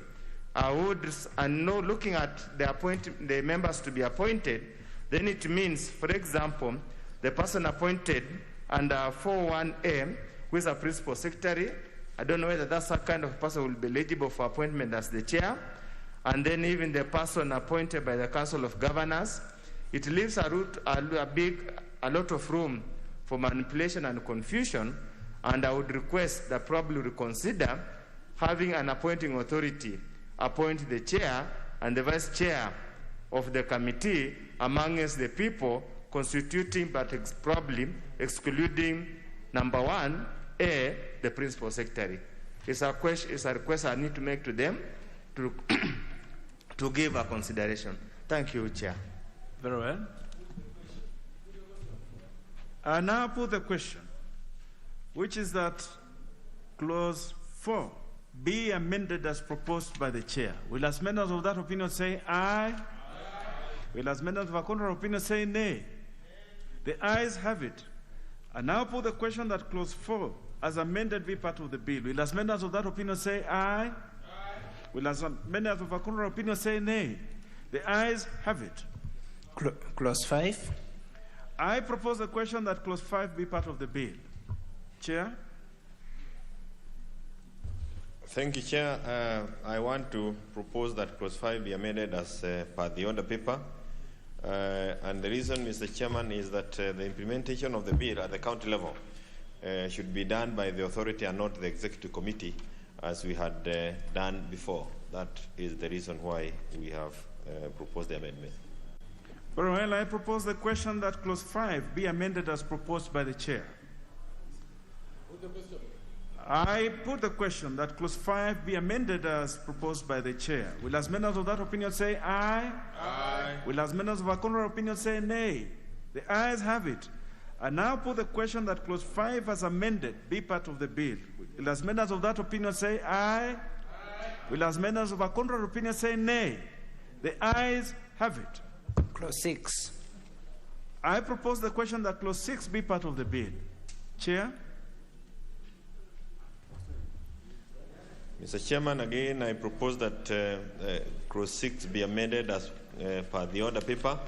And again, this is just to align the bill. I propose the question that clause 6 be part of the bill. Put the question. I put the question that clause 6 be amended as proposed by the chair. Will as members of that opinion say aye? Aye. Will as members of a contrary opinion say nay? The ayes have it. I now put the question that clause 6 as amended be part of the bill. Will as members of that opinion say aye? Aye. Will as members of a contrary opinion say nay? The ayes have it. Clause 7. I propose the question that clause 7 be part of the bill. Chair? Mr. Chairman, thank you again. Another technical amendment, again, to just align the clause, or to align the referencing to be in line with the changed title of the bill. I propose the question that clause 7 be amended as proposed by the chair. And I put the question that clause 7 be amended as proposed by the chair. Will as members of that opinion say aye? Aye. Will as members of a contrary opinion say nay? The ayes have it. And I'll put the question that clause 7 as amended be part of the bill. Will as members of that opinion say aye? Aye. Will as members of a contrary opinion say nay? The ayes have it. Clause 8. I propose the question that clause 8 be part of the bill. I now put the question that clause 8 be part of the bill. Will as members of that opinion say aye? Aye. Will as members of a contrary opinion say nay? The ayes have it. Clause 9. I propose the question that clause 9 be part of the bill. Chair? Mr. Chairman, again, I propose that the clause 9 be amended as per the order paper, and this is for purposes of introducing clarity into that clause. I propose the question that clause 9 be amended as proposed by the chair. Put the question. I put the question that clause 9 be amended as proposed by the chair. Will as members of that opinion say aye? Will as members of a contrary opinion say nay? The ayes have it. I now put the question that clause 9 as amended be part of the bill. Will as members of that opinion say aye? Aye. Will as members of a contrary opinion say nay? The ayes have it. Clause 10. I propose the question that clause 10 be part of the bill. Chair? Mr. Chairman, clause 10, we propose that it be amended as per the order paper, again to align it to the changed title of the bill. I propose the question that clause 10 be amended as proposed by the chair. I now put the question that clause 10 be amended as proposed by the chair. Will as many as that opinion say aye? Aye. Will as many as of a contrary opinion say nay? The ayes have it. I now put the question that clause 10 as amended be part of the bill. Will as many as of that opinion say aye? Aye. Will as many as of a contrary opinion say nay? The ayes have it. Clause 11. I propose the question that clause 11 be part of the bill. Chair? Thank you, Mr. Chairman. I propose that clause 11 be amended as per the bill. And Mr. Chairman, the reason is that referring to planning and social development, that carries to ministry. So we needed to ensure that we were specific to the ministry. And that's why we have dropped the word planning and left it with social protection. I propose the question that clause 11 be amended as proposed by the chair. Chair. The Honorable Sangok.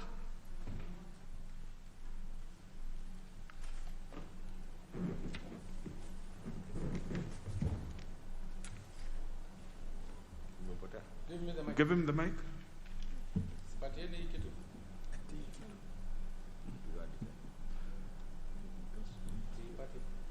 You can give him the next one. Try to give him the next one.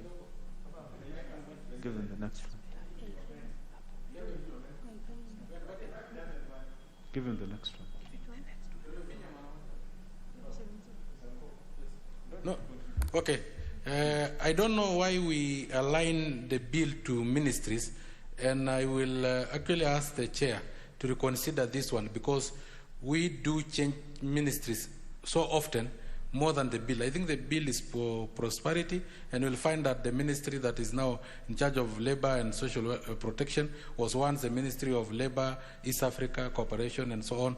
So if it is only because of the ministry, I don't think we need to change. Thank you, Chair. Well, the Honorable Undo.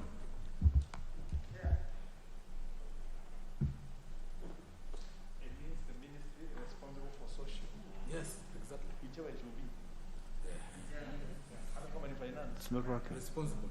Ministry responsible. The members, we seem to be having a bit of technical problems with issuing the mic. Yeah, thank you, Chair. Chair, again, the import of the changes is to imply that the only purpose we do public collection, known as Harambe, is for social protection. Many times we do Harambes for many other development activities, community development activities. I think by the word use social protection would essentially kill the spirit of Harambe. We would request, again, the chair to really reconsider, because social development encompasses both social protection and the actual development that is known in this particular part of the world. Thank you.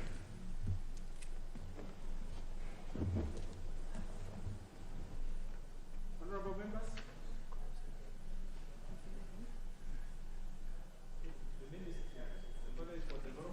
Honorable members, I put the question that clause 11 be amended as proposed by the chair. Will as members of that opinion say aye? Aye. Will as members of a contrary opinion say nay? The ayes have it.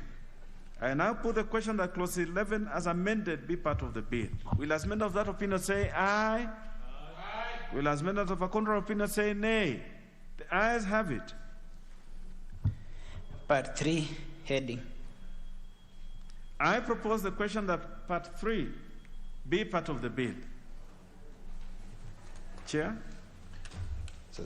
Chairman, I propose that part 3 be amended as per the order paper, again to align the title, the clause to the title of the bill. I propose the question that part 3 be amended as proposed by the chair. Put the question. I now put the question that part 3 be amended as proposed by the chair. Will as members of that opinion say aye? Aye. Will as members of a contrary opinion say nay? The ayes have it. I now put the question that part 3 as amended be part of the bill. Will as members of that opinion say aye? Aye. Will as members of a contrary opinion say nay? The ayes have it. Clause 12. I propose the question that clause 12 be part of the bill. Chair? There is no amendment to this. I now put the question that 12 be part of the bill? Will as many as of that opinion say aye? Aye. Will as many as of a contrary opinion say nay? The ayes have it. Clause 13. I propose the question that clause 13 be part of the bill. Chair? Thank you, Mr. Chairman. Again, as I propose clause 13 be amended as per the order paper. Technical, just to align to the title of the bill. I propose the question that clause 13 be amended as proposed by the chair. Put the question. And I'll put the question that clause 13 be amended as proposed by the chair. Will as many as of that opinion say aye? Aye. Will as many as of a contrary opinion say nay? The ayes have it. And I'll put the question that clause 13, as amended, be part of the bill. Will as many as of that opinion say aye? Aye. Will as many as of a contrary opinion say nay? The ayes have it. Clause 14. I propose the question that clause 14 be part of the bill. There being no amendment to this, and I'll put the question that clause 14 be part of the bill. Will as many as of that opinion say aye? Aye. Will as many as of a contrary opinion say nay? The ayes have it. Part 4. I propose the question that part 4 be part of the bill. Chair? I propose that part 5 be amended as per the order paper to align it to the title of the bill. Part 4. Part 4. Chair? Not 5. Sorry, Mr. Chairman, part 4 of the bill be amended as per the order paper to align it to the new title of the bill. I propose the question that part 4 be amended as proposed by the chair. Put the question. And I'll put the question that part 4 be amended as proposed by the chair. Will as many as that opinion say aye? Aye. Will as many as that contrary opinion say nay? The ayes have it. And I'll put the question that part 4 as amended be part of the bill. Will as many as of that opinion say aye? Aye. Will as many as of a contrary opinion say nay? The ayes have it. Clause 15. I propose the question that clause 15 be part of the bill. Chair? I propose that clause 15 be amended as per the order paper, just replacing the word for addressing appeals with public corrections. I propose the question that clause 15 be amended as proposed by the chair. I put the question that clause 15 be amended as proposed by the chair. Will as many as of that opinion say aye? Aye. Will as many as of a contrary opinion say nay? The ayes have it. And now put the question that clause 15 as amended be part of the bill. Will as many as of that opinion say aye? Aye. Will as many as of a contrary opinion say nay? The ayes have it. Clause 16. I propose the question that clause 16 be part of the bill. Chair?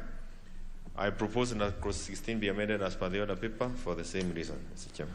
I propose the question that clause 16 be amended as proposed by the chair. Put the question. And now put the question that clause 16 be amended as proposed by the chair. Will as many as of that opinion say aye? Aye. Will as many as of a contrary opinion say nay? The ayes have it. And now put the question that clause 16 as amended be part of the bill. Will as many as of that opinion say aye? Aye. Will as many as of a contrary opinion say nay? The ayes have it. Clause 17. I propose the question that clause 17 be part of the bill. Chair? I propose that clause 17 be amended by as provided for in the order paper.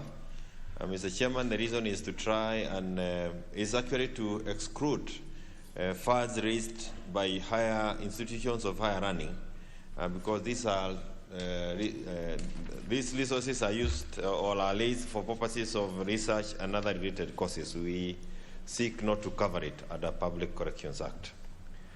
I propose the question that clause 17 be amended as proposed by the chair. Put the question. And I'll put the question that clause 17 be amended as proposed by the chair. Will as many as of that opinion say aye? Aye. Will as many as of a contrary opinion say nay? The ayes have it. And now put the question that clause 17 as amended be part of the bill. Will as many as of that opinion say aye? Aye. Will as many as of a contrary opinion say nay? The ayes have it. Clause 18. I propose the question that clause 18 be part of the bill. Chair? Clause 18 be amended as per the order paper. I propose the question that clause 18 be amended as proposed by the chairperson. And I'll put the question that clause 18 be amended as proposed by the chairperson. Will as many as of that opinion say aye? Aye. Will as many as of a contrary opinion say nay? The ayes have it. And I'll put the question that clause 18 as amended be part of the bill. Will as many as of that opinion say aye? Aye. Will as many as of a contrary opinion say nay? The ayes have it. Clause 19. I propose the question that clause 19 be part of the bill. Chair? Mr. Chairman, I propose that clause 19 be amended as per the order paper. It's a question of removing the name from fundraising manager and calling or referring to the officer as a public corrections manager. Again, aligning it to the theme of the bill. I propose the question that clause 19 be amended as proposed by the chair. Put the question. And I put the question that clause 19 be amended as proposed by the chair. Will as members of that opinion say aye? Aye. Will as members of our current opinion say nay? The ayes have it. And I'll put the question that clause 19 as amended be part of the bill. Will as members of that opinion say aye? Aye. Will as members of our current opinion say nay? The ayes have it. Clause 20. Be part of the bill. Chair? Mr. Chairman, I propose 20 be amended as provided for in the order paper, and the rationale or the reason is to prevent, we are trying to avoid limiting members of parliament or members of the county assembly from participating in public corrections. Instead, Mr. Chairman, we are ensuring that state officers do not use their offices or places of work to solicit for funds and also to align it with the Ethics Act. I propose the question that clause 20 be amended as proposed by the chair. The Honorable Ondo.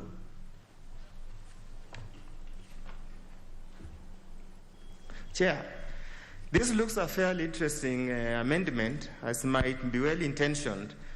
The definition of an office, are we talking about a physical office or an office associated with a member, that state officer? That's where the challenge of implementation will arise, because an office occasionally is an office, the position you hold is taken to be as such. But let's give it a try. We'll have a room probably when we do regulations to clarify that particular aspect. I propose the question. The Honorable, just hold on before I propose the leader of majority, you have a weigh in on this.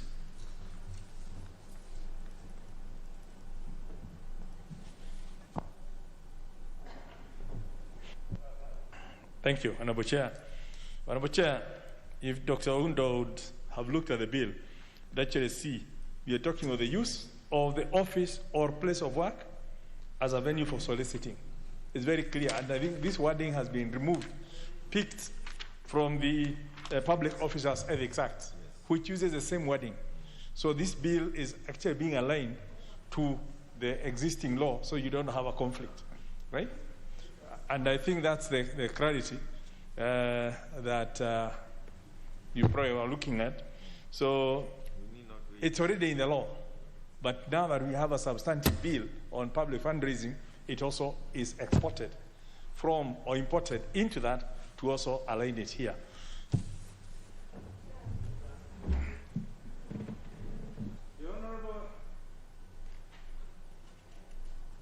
Honorable Shamala.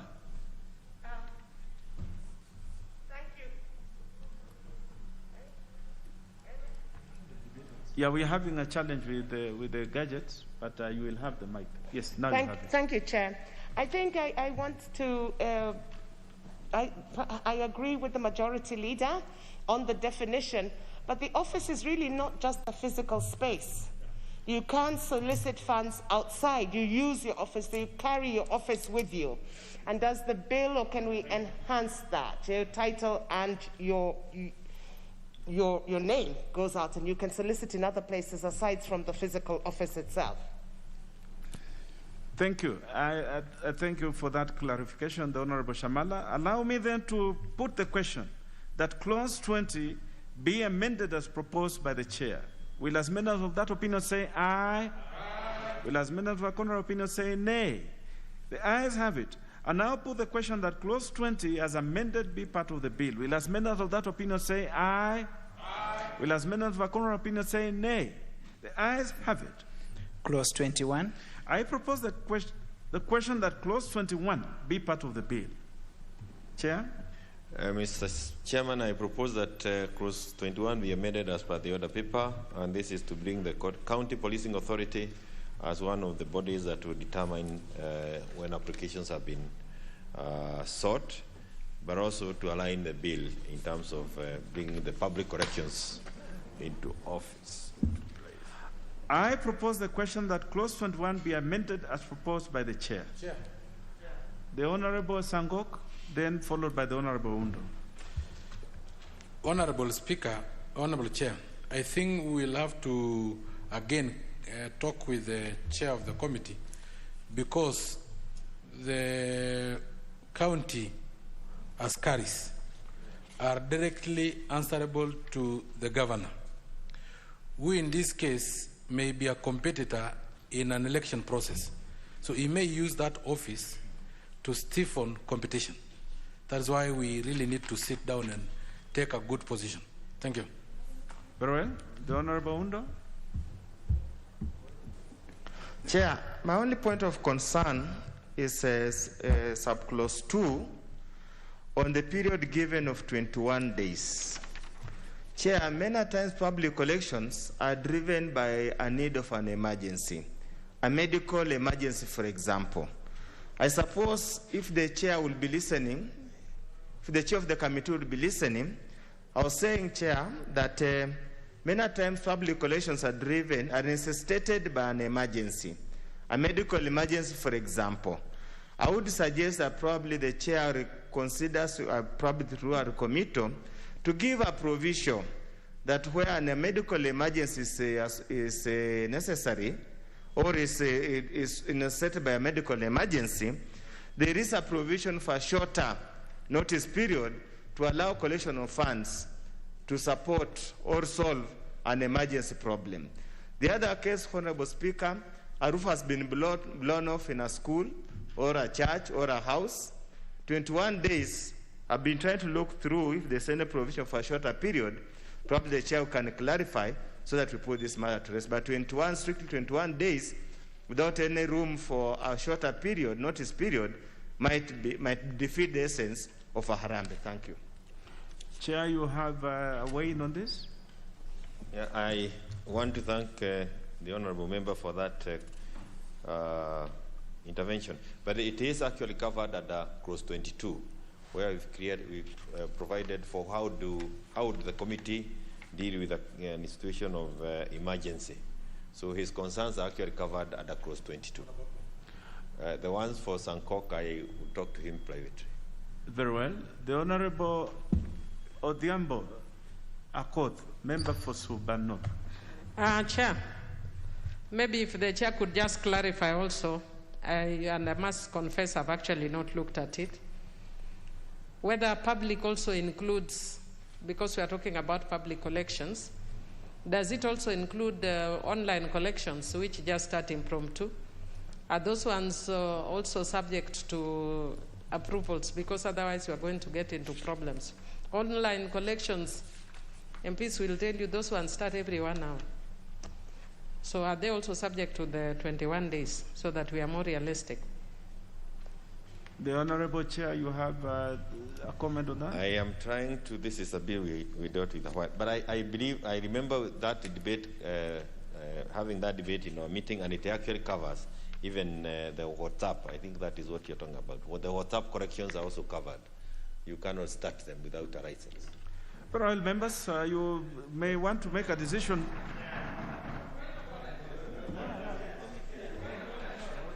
Just hold on.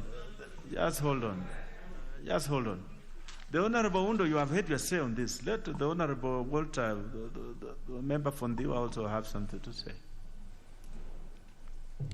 Chair, I'm just wondering how that will be practically implemented. Because WhatsApp is another giant animal which has just come into the scene, and it is everywhere. So who would license, and how will it be done? How? Someone has died because of COVID, Very well. Can the chair come clear on this? The Honorable Walter, you made your point. The Honorable Kaluma? 17.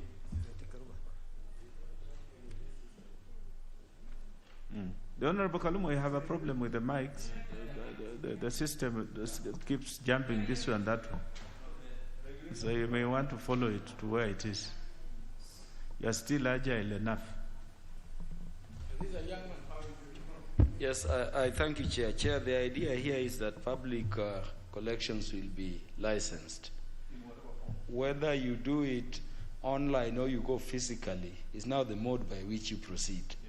But the idea is that we are introducing the idea of authorizing some of them so that the facility of public collections is not abused. It's not abused. So whether you are going to notify, bring people together online, or you are going to work physically, and largely they are now online, they must get prior authority. That is our position. The Honorable Kaluma, you've made your point. The Honorable Mili, finally, so that we can put it to rest. Thank you, Chair. Chair, I just want to encourage the move, and I really want to regret, because usually I'm very diligent. I don't know how come I missed this one, especially when it has to do with the public fundraisers, a factor that something that affects us very especially as members of Parliament.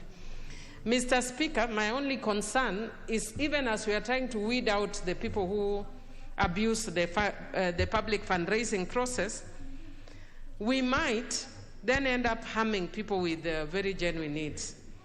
When people have funerals, especially during these COVID times, there's no 21 days. Mr. Speaker, sometimes people get notice that they have to join university when bursaries are not there and all that. They have to do, and even when you give bursaries, it's not enough. Sometimes they need over 100,000 for different colleges when they don't have 21 days. So what we are doing by making these very stringent provisions is actually encouraging Kenyans to build a culture of defying the law. And that is a culture that is, the culture of impunity, that is getting very ingrained in the country. And we should not encourage it by bringing laws that make it very difficult. Let us bring laws that encourage people to also obey that law. And I think perhaps after this has passed for now, because at least I didn't get, but we need to look at it again after 6 months so that we see what is practical or not. Honorable members. Chair, finally, we must move. And I agree, and I hear the concern of members, but I want to encourage them to read clause 17 on what is exempted, and also what is clause 19, what is defined as public purpose. But I hear their concern. I put the question that clause 21 be amended as proposed by the chair. Will as many of that opinion say aye? Will as many of our contrary opinion say nay? The ayes have it. And now put the question that clause 21 as amended be part of the bill. Will as many of that opinion say aye? Will as many of our contrary opinion say nay? The ayes have it. Clause 22. I propose the question that clause 22 be part of the bill. Chair? Again, Mr. Chairman, I propose that clause 22 be amended as contained in the order paper. And this is really in answer to what Mheshimiwa was asking about the issues of emergencies. I propose the question that clause 22 be amended as proposed by the chair. I now put the question that clause 22 be amended as proposed by the chair. Will as many of that opinion say aye? Will as many of the contrary opinion say nay? The ayes have it. I now put the question that clause 22 as amended be part of the bill. Will as many of that opinion say aye? Will as many of our contrary opinion say nay? The ayes have it. Clause 23. I propose the question that clause 23 be part of the bill. Chair? Chairman, I propose that clause 23 be amended as per the order paper. This was a typo, an omission when we were doing the typing. I propose the question that clause 23 be amended as proposed by the chair. And now put the question that clause 23 be amended as proposed by the chair. Will as many of that opinion say aye? Aye. Will as many of our contrary opinion say nay? The ayes have it. And now put the question that clause 23 as amended be part of the bill. Will as many of that opinion say aye? Aye. Will as many of our contrary opinion say nay? The ayes have it. Clause 24. I propose the question that clause 24 be part of the bill. And now put the question that clause 24 be part of the bill. Will as many of that opinion say aye? Aye. Will as many of our contrary opinion say nay? The ayes have it. Clause 25. I propose the question that clause 25 be part of the bill. Chair? Mr. Chairman, again, another typo error. I propose that it be amended as per the order paper. I propose the question that clause 25 be amended as proposed by the chair. Put the question. And now put the question that clause 25 be amended as proposed by the chair. Will as members of that opinion say aye? Aye. Will as members of a contrary opinion say nay? The ayes have it. And now put the question that clause 25 as amended be part of the bill. Will as members of that opinion say aye? Aye. Will as members of a contrary opinion say nay? The ayes have it. Clause 26. I propose the question that clause 26 be part of the bill. Mr. Chairman, I propose that clause 26 be amended as per the order paper to correct two things. One, a typo, again, to align the bill to the title, the new title of the bill. I propose the question that clause 26 be amended as proposed by the chair. Put the question. I put the question that clause 26 be amended as proposed by the chair. Will as members of that opinion say aye? Aye. Will as members of a contrary opinion say nay? The ayes have it. I now put the question that clause 26 as amended be part of the bill. Will as members of that opinion say aye? Aye. Will as members of a contrary opinion say nay? The ayes have it. Clause 27. I propose the question that clause 27 be part of the bill. Chair? Mr. Chairman, I propose that clause 27 be amended as per the bill, as per the order paper. Again, a typo thing. We had left out the word National Committee. I propose the question that clause 27 be amended as proposed by the chair. Put the question. I put the question that clause 27 be amended as proposed by the chair. Will as members of that opinion say aye? Aye. Will as members of a contrary opinion say nay? The ayes have it. And I will put the question that clause 27 be amended, as amended, be part of the bill. Will as members of that opinion say aye? Aye. Will as members of a contrary opinion say nay? The ayes have it. Clause 28. I propose the question that clause 28 be part of the bill. Mr. Chairman, I propose that clause 28 be amended as per the bill. Again, it is to bring in the National Committee, which had been left out, a typo error. I propose the question that clause 28 be amended as proposed by the chair. Put the question. I put the question that clause 28 be amended as proposed by the chair. Will as members of that opinion say aye? Aye. Will as members of a contrary opinion say nay? The ayes have it. There is a further amendment proposed by the Honorable Oundo. The Honorable Oundo, you may want to prosecute that one.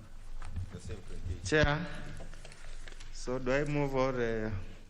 Yes, the Honorable Oundo, you have. Chair, I move that clause 28 be amended in subclause 1 by inserting the following new paragraph immediately after paragraph G. Paragraph H will read, in the opinion of the National Committee or the relevant county policing authority, the purpose for which the public collation is to be conducted can be funded through existing national and devolved funds. Chair, the import of this amendment is to avoid misuse of public collection. Indeed, we have very many devolved funds. We have CDF, we have county government, we have so many others. Just because a school or any other public facility is at loggerhead with an MP or a county government, they avoid going to pick that kind of funds and burden the parents and other members of the public to undertake a public collection where funds are available or funds have been misused, and they resort to an orthodox approach to fill up the lost funds. So, Chair, I beg that my colleagues accept that amendment so that we insulate this public collection from things that can be done by other funds. Thank you, Chair. I propose the question that clause 28 be further amended as proposed by the Honorable Ojiambo Oundo, member for Funyula. The chair for Chair CIOC. Mr. Chairman, I want to say that that's an improvement to the bill, and as a committee, I don't think we have any objection to that proposed. Very well. Honorable members, then allow me to the Honorable Nyekal. Chair, I also have not gone deeply into this, but do I get it from Honorable Oundo that, for example, really, now you cannot do, with this law, you cannot do Arambe for schools? Just an example, because that schools are all under national government, you can use CDF, money from the Ministry of Education. Would it then be legal to say you want to do a rambe for classroom? Just wanted that clarification only.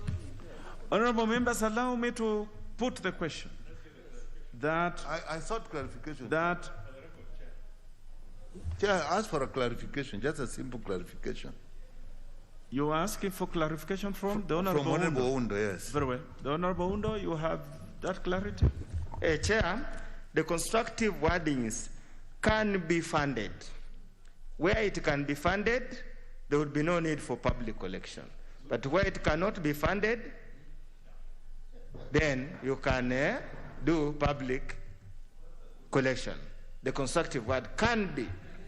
Very well. Honorable members, then allow me to put the question that clause 28 be further amended as proposed by the Honorable Oundo Ojambo, member for Funyula. Will as members of that opinion say aye? Aye. Will as members of a contrary opinion say nay? The ayes have it. I now put the question that clause 28 as amended be part of the bill. Will as members of that opinion say aye? Aye. Will as members of a contrary opinion say nay?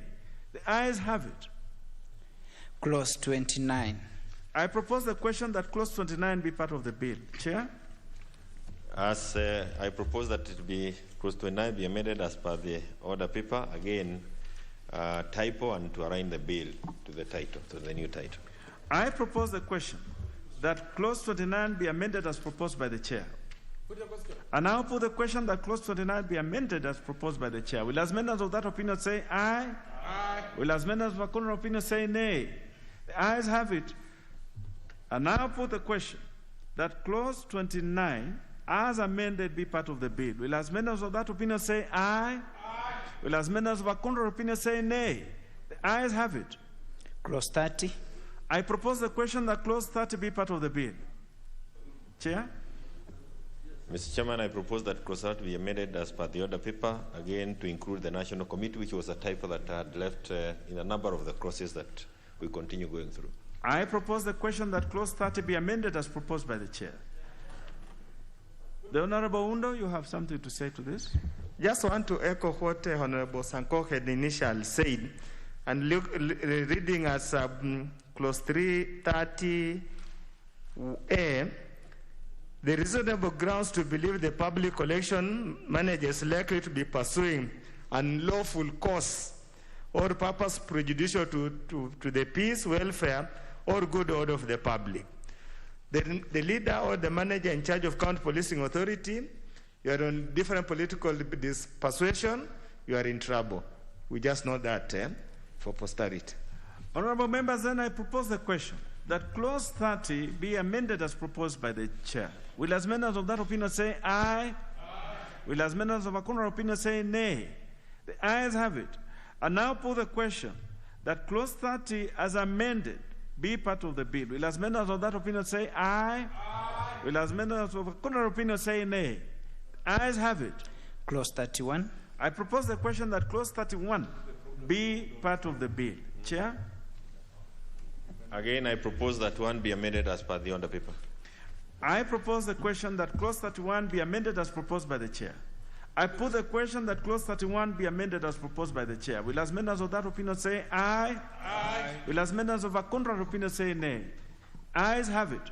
I now put the question that clause 31 as amended be part of the bill. Will as members of that opinion say aye? Aye. Will as members of a contrary opinion say nay? The ayes have it. Clause 32. I propose the question that clause 32 be part of the bill. Chair? Again, Mr. Chairman, I propose that clause 32 be amended as per the order paper for clarity, and we had left out the name of the National Committee. I propose the question that clause 32 be amended as proposed by the chair. I now put the question that clause 32 be amended as proposed by the chair. Will as members of that opinion say aye? Aye. Will as members of a contrary opinion say nay? The ayes have it. I now put the question that clause 32 as amended be part of the bill. Will as members of that opinion say aye? Aye. Will as members of a contrary opinion say nay? The ayes have it. Clause 33. I propose the question that clause 33 be part of the bill. Chair? I propose that clause 33 be amended as per the order paper. And Mr. Chairman, it is to allow the National Committee to be part of making a decision as to what happens when the license is revoked. I propose the question that clause 33 be amended as proposed by the chair. I now put the question that clause 33 be amended as proposed by the chair. Will as many of that opinion say aye? Aye. Will as many of a contrary opinion say nay? The ayes have it. I now put the question that clause 33 as amended be part of the bill. Will as many of that opinion say aye? Aye. Will as many of a contrary opinion say nay? The ayes have it. Clause 34. I propose the question that clause 34 be part of the bill. Chair? Mr. Chairman, I propose that clause 34 be amended as per the order paper, again to allow those affected by decision of the National Committee to go to the High Court in the case of revocation. I propose the question that clause 34 be amended as proposed by the chair. Chair. The Honorable Sanko. Really, we are at page 14 out of 28, so I'm sure we are behind schedule. But this thing of county policing authority, it appears in everywhere, so I think we still have to really consult deeply and see how we can do with it. Thank you, Chair. That's the amendment. I put the question that clause 34 be amended as proposed by the chair. Will as members of that opinion say aye? Aye. Will as members of a contrary opinion say nay? The ayes have it. I now put the question that clause 34 as amended be part of the bill. Will as members of that opinion say aye? Aye. Will as members of a contrary opinion say nay? The ayes have it. Clause 35. I propose the question that clause 35 be part of the bill. Chair? Mr. Chairman, I propose that clause 35 be amended as per the order paper, again for purposes of realigning the bill. I propose the question that clause 35 be amended as proposed by the chair. I put the question that clause 35 be amended as proposed by the chair. Will as many of that opinion say aye? Aye. Will as many of a contrary opinion say nay? The ayes have it. And I put the question that clause 35 as amended be part of the bill. Will as many of that opinion say aye? Aye. Will as many of a contrary opinion say nay? The ayes have it. Clause 36. I propose the question that clause 36 be part of the bill. Chair? I propose that that clause 36 be amended as per the order paper, Mr. Chairman, again to realign the bill with what we have done before. I propose the question that clause 36 be amended as proposed by the chair. I put the question that clause 36 be amended as proposed by the chair. Will as members of that opinion say aye? Aye. Will as members of a contrary opinion say nay? The ayes have it. I now put the question that clause 36 as amended be part of the bill. Will as members of that opinion say aye? Aye. Will as members of a contrary opinion say nay? The ayes have it. Clause 37. I propose the question that clause 37 be part of the bill. Chair? Mr. Chairman, I propose that clause 37 be amended as per the order paper. Again, this is a redrafting for purposes of clarity. I propose the question that clause 37 be amended as proposed by the chair. I now put the question that clause 37 be amended as proposed by the chair. Will as members of that opinion say aye? Aye. Will as members of a contrary opinion say nay? The ayes have it. I now put the question that clause 37 as amended be part of the bill. Will as members of that opinion say aye? Aye. Will as members of a contrary opinion say nay? The ayes have it. Clause 38. I propose the question that clause 38 be part of the bill. Chair? Mr. Chairman, at clause 38, we propose that it be amended as per the order paper, just replacing the word fundraising with collection. I propose the question that clause 38 be amended as proposed by the chair. I put the question that clause 38 be amended as proposed by the chair. Will as members of that opinion say aye? Aye. Will as members of a contrary opinion say nay? The ayes have it. And now put the question that clause 38 as amended be part of the bill. Will as members of that opinion say aye? Aye. Will as members of a contrary opinion say nay? The ayes have it. Clause 39. I propose the question that clause 39 be part of the bill. Chair? Mr. Chairman, I propose that clause 39 be amended as per the order paper for purposes of realigning the bill. I propose the question that clause 39 be amended as proposed by the chair. I now put the question that clause 39 be amended as proposed by the chair. Will as many as of that opinion say aye? Aye. Will as many as of a contrary opinion say nay? Ayes have it. I now put the question that clause 39 as amended be part of the bill. Will as many as of that opinion say aye? Aye. Will as many as of a contrary opinion say nay? The ayes have it. Part 5 heading. I propose the question that part 5 heading be part of the bill. Chair? Chairman, we propose to amend the heading of that part to align it with the bill. I propose the question that part 5 heading be amended as proposed by the chair. I now put the question that part 5 heading be amended as proposed by the chair. Will as many as of that opinion say aye? Aye. Will as many as of a contrary opinion say nay? The ayes have it. I now put the question that part 5 heading as amended be part of the bill. Will as many as of that opinion say aye? Aye. Will as many as of a contrary opinion say nay? The ayes have it. Clause 40. I propose the question that clause 40 be part of the bill. Mr. Chairman, again, this is for purposes of referencing. We are trying to align the whole of that clause with the bill, and it's just a technical amendment. I propose the question that clause 40 be amended as proposed by the chair. I put the question that clause 40 be amended as proposed by the chair. Will as many as of that opinion say aye? Aye. Will as many as of a contrary opinion say nay? The ayes have it. I then put the question that clause 40 as amended be part of the bill. Will as many as of that opinion say aye? Aye. Will as many as of a contrary opinion say nay? The ayes have it. Clause 41. I propose the question that clause 41 be part of the bill. Mr. Chairman, as per the order paper, we propose that clause 41 be amended, just replacing the word fundraising with public corrections. I propose the question that clause 41 be amended as proposed by the chair.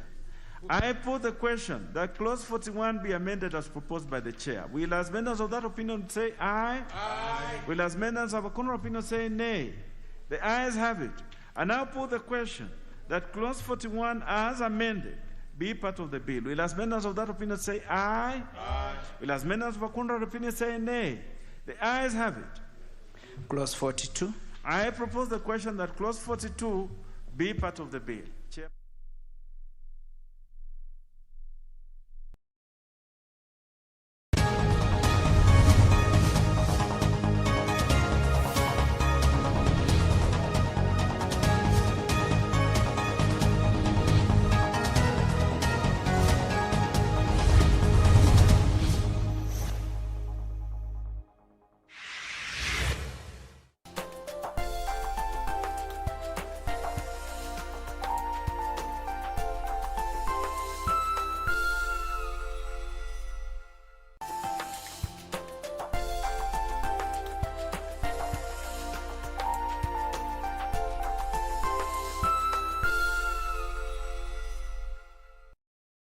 Tonight on KBC Channel 1. My mother, Minister Kallata, grandmother Helena, and Siamak were also part of my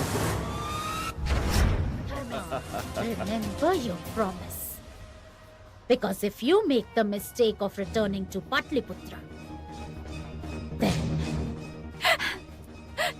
Has the Emperor stooped so low that even with you? No, it was my decision to come here leaving him.